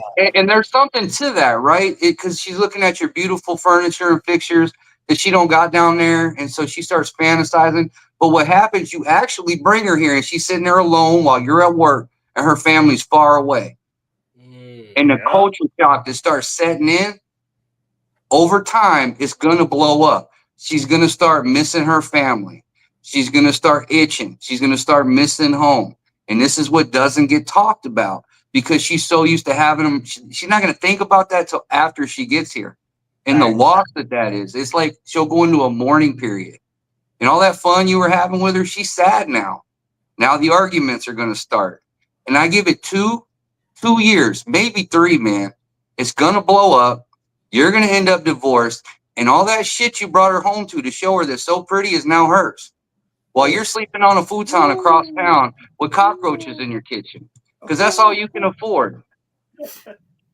Wow. And because you were stupid and you didn't think about her psychology, they're so happy to stay around their family, and you just increase their income level. Right. Is a much better solution God damn. for that all the boats get raised, right? Like rising tides raise all ships. So when you're in that community where all the family, cousins, friends, and everybody's just getting a little peace and living a little better, everybody's happy. But you pluck her out of that, come here, you could give her all that, right? And then some, but she's alone, she's gonna go nuts. Yeah. Or- that is right. Or Preaching. she's gonna make friends with the neighbor American feminist girl. Mm. And that's it. And that's worse. And that's a wrap. That's it. We're just gonna hang out. We're just gonna go down and do our nails, and then she's gonna want to go to the club with her girlfriend. And now all of a sudden, you got an American girl. It's not a Mexican girl no more. And now she's looking at you, going, "Oh man, you ain't the 10 I thought you were. You're like a 5." All that. Right. Right? Because especially, well, Yeah, because he's preaching. especially, I mean, there's some businessmen in these clubs and stuff, lawyers and shit, that make me look like a broke man. Right. You know? Yeah. and she's fine as hell. So she's gonna start looking at her options. So that's another They're way it could exotic. go. They're exotic. It's another way it Yeah, could go they're wrong. not- You know what I'm saying? So, but either way, it's like all roads lead to doom. All Yeah. roads do not lead to a happily ever after, 50 years married. You know, Right. none of them All go you to that. dropping facts. They all go right off a fucking cliff. So if you bring her back here, that's your future. Start getting your money together. Get the lawyers on speed dial, because that's your future. That's your future. Start hiding money in the Bahamas, Switzerland, somewhere. Dig a hole, bury some jars full of money. Whatever you got to do. You know, start doing tax evasion. Grow a mustache. Move to another country. Change your name to Pierre. I don't know, but it's gonna be a bad day. Keep Start them under that protecting thumb. yourself. We need to talk about more stuff like that, because a That lot of thumb. guys, like I notice in the groups, right? A guy will post his wife, his new wife, and everybody like Yeah, everybody jumped on me in the congratulating him and Facebook group. everything, you know. And that's exactly what happened to me in the Facebook group, because the guy was posting about how he got his wife that car. And he had that feeling in his stomach about her, right? Like she was acting Right. ungrateful. And I told him, like, you already done fucked up. And everybody jumped on me. But I was just trying to tell the truth. Like, Yeah, this but is they don't just the know. They don't know. just the beginning, bro. This is just the beginning. You're like This- John B. with that R&B singing, a white brother John B. Yeah. I You're mean, the I good hate John to B. be the guy that Don't brings worry, the bad John. news. Call John B. Big dog. But you know, a lot of times they don't want to hear the truth. You know what I'm saying? You They don't don't wanna hear hear the real it, fact. Well, I that's love what my I'm girl to saying. death, is- but I'm not leaving Colombia. I'm not bringing her to the U.S. Yeah. I'm just saying, like, don't shoot the messenger. You know, like, I don't want to bring the bad news, but the news is what No. the news is. I'm It just is a what it is. carrier. I'm just a carrier, man. Would you rather But me lie to cornbread you? is cornbread. It is But- what it is. You know. But a lot of guys go in there like women do to each other and blow smoke up their ass. And, you know, Yeah. oh, you're beautiful. True. Oh, you're skinny. Oh, you're, you know, he don't deserve you. Men do that shit to each other. Oh, it'll be fine, man. You know, she'll get back in line. No, she's not, dude. She now has another the one. U.S. She now has not the over U.S. here. We tell them government the behind truth. her. We're gonna And tell once them she- all over here, man. Once You she has done. her green card and then later her citizenship, Oh, she's got that's the it. entire U.S. government behind her, and you just got Oh, you. Leave Dude, You know? her I where tell she them at, all the Jen. time, don't bring her back. We tell them over here. Leave her in her country. You know what we say? The only exception would be, Ronan, is like if you're like a Donald Trump level dude or something, you know, like if you got it like that, like you're rich, famous, then yeah. But your average guy, leave her there. Because Average guy even- deal with that. I mean, because even that, well, even in that situation, right? Even in that situation, she divorces you, takes half your shit. You got $2 billion. Oh, cry now. You got $1 billion. Like life will go on. Even if in the worst case, like what happened to Tom Brady, right? Like Right. if you're in that kind of level bracket, then do whatever the fuck you want. You know, it might last forever because you're that kind of dude. But even if she divorces you, you still a multimillionaire or billionaire, whatever you are. But for the average dude, you are gonna be bankrupt. You know, Yeah. you're gonna be because you're not gonna be able to afford to move on with your life and go to that next woman because she's gonna be taking all your money. Yeah, God woman forbid deal you with had me. kids with her. All It's I like got for her 75% of your is shit's Pop-Tarts. going that way, right off She the get bat. Pop Tarts from me on Jay. She get pop. Say Man, what? we going too hard. We gonna stop this. We almost 3 I hours. was just in. answering the question, Ronan. No, you did good. Look, we're Yeah. going to stop this. We're going to jump back on Saturday. But if anybody in the panel want to do something before that, you got my support. But we're going to stop till Saturday on this channel. But if Miguel, Paul, Black Cleaner, Black Cleaner, did you put your channel out there? Oh, I'm gonna put it in the links right now. Put your channel up. Make sure you, brother, subscribe to everybody on the panel. So, brother Paul, did you make a channel yet? No, I don't know what to make a channel about, man. Man, you a white dude dropping the game. You might call it white brother dropping the game. You know what I'm saying, brother? Right. Look, Paul, look. I look, real talk. I'm just a guy in my apartment who drives trucks, man. That's No, We but can listen, make a channel about trucking. Hey, I No, was a but truck look, driver. no. for 23 Hold on, years. y'all. Let me drop this. Look, Paul got on there with us, and multiple people asked me for your channel. Just like when Black Cleaner come on, brothers ask me for Black Cleaner on Jay and Miguel or Gent, whoever come on, whoever jump on there. So think about it, Paul, whatever you want to make a channel about. If you just told your stories from the road of being a trucker, Oh yeah. and just what you went through. Look, as a man, the shit that we've been through, Man. people will rock with because we've been through a lot of shit, all of us. I don't care. Like I tell men all the time, like the pro blacks get mad with me when I say stuff like this. I'm like, look, I don't care what your paint job is. We all the same. No, we not. People get mad with me. All I say, look, man, I ain't on that. That Umar Johnson stuff. Look, shout out to Umar Johnson. I think he's a smart guy. I'm on a masculinity thing, whereas men, I'm a man. I think it's more of that. That's me first. Look, do I gotta turn his head around? Oh, don't make me turn his head around. Sure, y'all would have got on the other side. So my neighbor give me this hat. It's a great hat. Don't make me turn the head around. Y'all don't know. Look, you can see the side. Don't make me turn the head around. So look, I am by masculinity first, us working together. Now look, my card is a so-called Black American. That's my card. That's what I ride with. But I ride with any male, regardless of your pay job.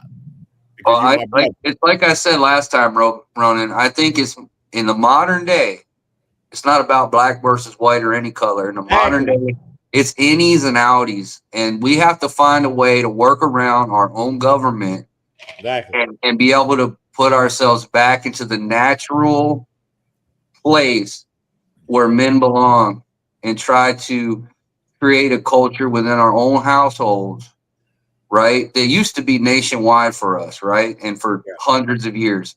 But we, each one of us that want to have some sort of a relationship with a female or even a family, we have to, it's innies and outies, men and women. So we have to figure out a way to navigate this modern world and find a woman that will fit that mold of a traditional woman, that will let a man be a man and keep that level, right? God, man, woman, children, and hold that role and love that role and want that role, so that a good man like any of us can come in there and fill that man role and do our job correctly. And it's hard to find that in this modern world. And that's why a lot of these conversations take place, because we got to go somewhere else to find it. Right. And so I think it's innies and outies at this point. And when us men get together and talk about these things, then we can find success. Whether you're a small little truck driver like me, or, a big baller real estate man like Ronan over there. Right. I ain't that big. Real estate. Right. I'm saying, all levels, all levels. Man, look. But this is the thing, man. We about to stop it, but I'm gonna tell you, man. Brother Paul, you're always welcome. And any other look, man, I make y'all laugh, man. I get look, Uncle Jay, man, make you laugh, man. You brothers. I get emails from brothers from everywhere. I'm talking about Latin America, brothers from I'm talking about even Ukraine. Like, man, I watch you all the time. Like, you're my brother. I don't care if you're Ukrainian. I don't care. Like, America make people feel like we're so divisive. To me, I don't care what your paint job is. My thing is, what do you think? Yeah. What in your mind? Why do you think? I don't care if you're dark skin, light skin, white skin. What I care is, how do you see the world? Like, I don't care if a person from Haiti want Haitians to win. I'm like, okay, that's good. I don't care if a person from Norway want people from Norway to win. All I care about is you say a person from America don't want Americans to win. Hey, wait, hold on now. I wanted you to win in Norway. I want you to win in Haiti. Mm-hmm. From America. I want Americans to win. So as long as you're an American and you want us to win, I want American first people. I'm an American first person. That's what I am. So long as we winning, I'm good. I will put any person on my platform.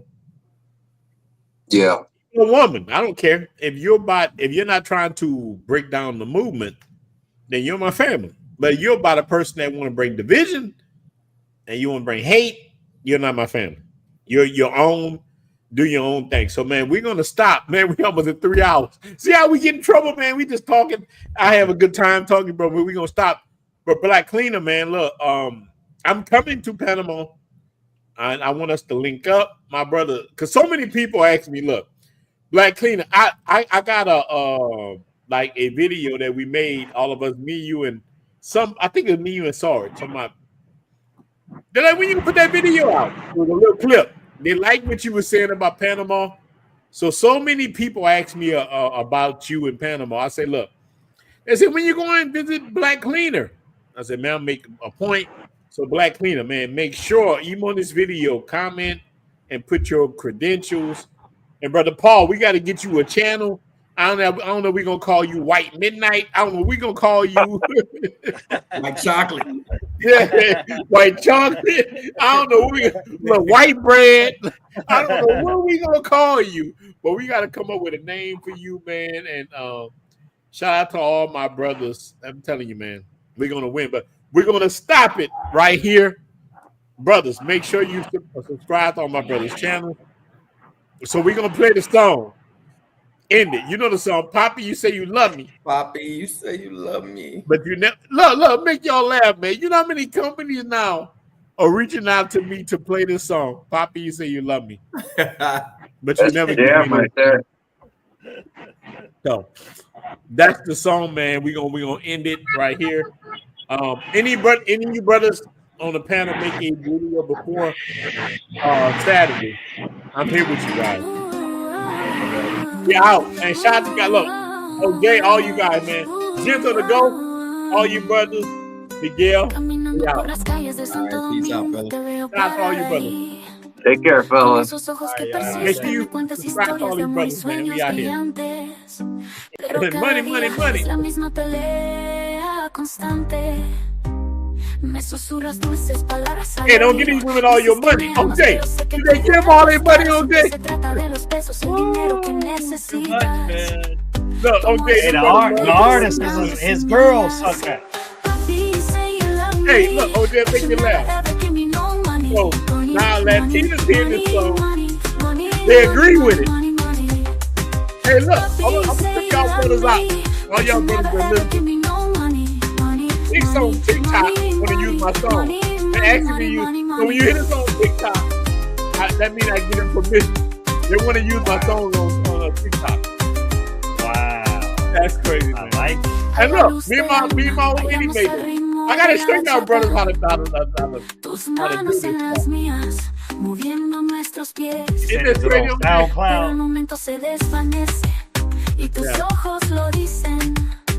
No, wait. It's not on SoundCloud yet. I had to put it on there, man. But I look, this is part of the whole game. I can teach y'all guys how to do this. I'm saying I wrote this, my old lady sung it, and no, she made this and brought the Plata. Look, she was just like, and she was like singing what I was telling her. Oh, the artist is my old lady. It's a Dominican chick. I made her sing it. Yeah, that's crazy. Okay.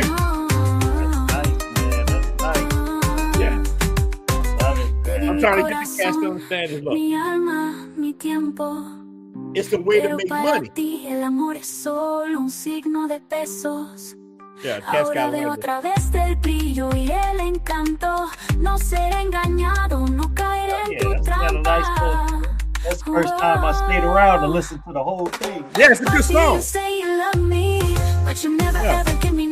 Man, you may have a little money maker on your own. Oh man, people rocking with it.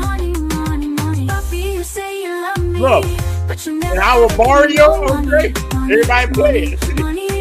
What? Oh yeah, they play the song, man. So the song represents me, like that people laughing at. Nacho Paul. They gave him a name, Nacho Paul. Look. That's my other song. Look, we about to start. That's my. You know what that song called, Big Dog? Roll's Revenge. Well, That mean I ain't letting nothing stop me. That's what I end my shows on, Big Dog. Oh yeah, I gotta teach y'all to make this music like this, man. Yeah, that's nice. I'm loving that beat. They got the Japanese thing for the rollers. Wow. Yeah.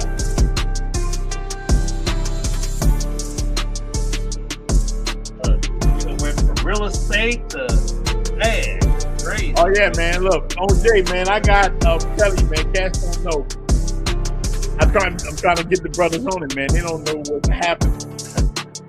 Hey Derek, you tried Hotel Miami? Try to look up Hotel Miami.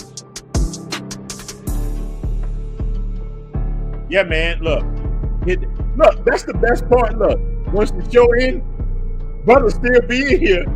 Let the music play. I laugh all the time, man. You know. Man. Oh yeah. Like, look, one day, OJ usually hit me and say, "Hey, man, you let it go." Hey, man, I let it go over. I let the music play. Yeah, I thought you accidentally left it on. No, I do that to the brothers talk. You be having 100 people and let them talk, you know. Man, sure. Appreciate it, Rick James. Yeah, that's it, man. Man, it was a great live, man. Rick James was great. Yeah, man. Anytime the brothers get that little together, vacation we had. yeah, man. Look, anytime we all talking, have a good time. And Spotify want me to put the show over there. I just haven't done it yet. I got to man up. They want you to put the live over there? Yeah, the live over there. Okay. Yeah, so this gonna be on Spotify and maybe iTunes and everything. All us talking, have a good time. It's called a great escape. It's gonna be on everything, and I'm gonna link all the featured people on there. You, everybody. Look, even in the description now. In the description show, you, Men on the Move, everybody. Even Cat's not even on there with us. Out there, got them on there doing that, you know. That's what it's all about, man. Yeah, brotherhood. The brotherhood. Shout out to the brotherhood. Thank you for all the cats that joined us tonight and stayed with us, man. We appreciate it. Yeah. It's rolling. Y'all know if y'all ever in Columbia, just hit me up. I got you back. I can definitely get you that local rate for sure. Man, okay, you waiting for you to open up. When you gonna open up the I'm hoping January, bro, but you know that we in the island, but we on island time. Oh, I know that.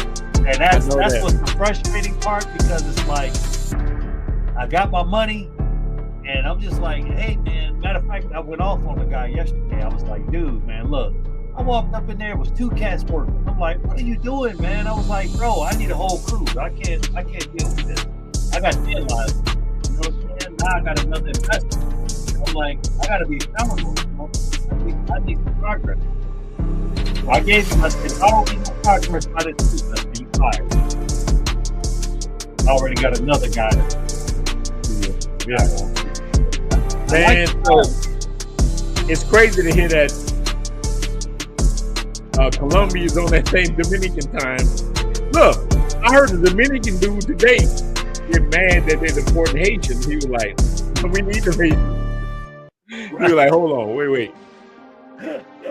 He was like, hold on, I ain't trying to do all this. We need the Haitians. He's like, wait, hold on, dog. Oh yeah, that's a nice one. Yeah, I made all this.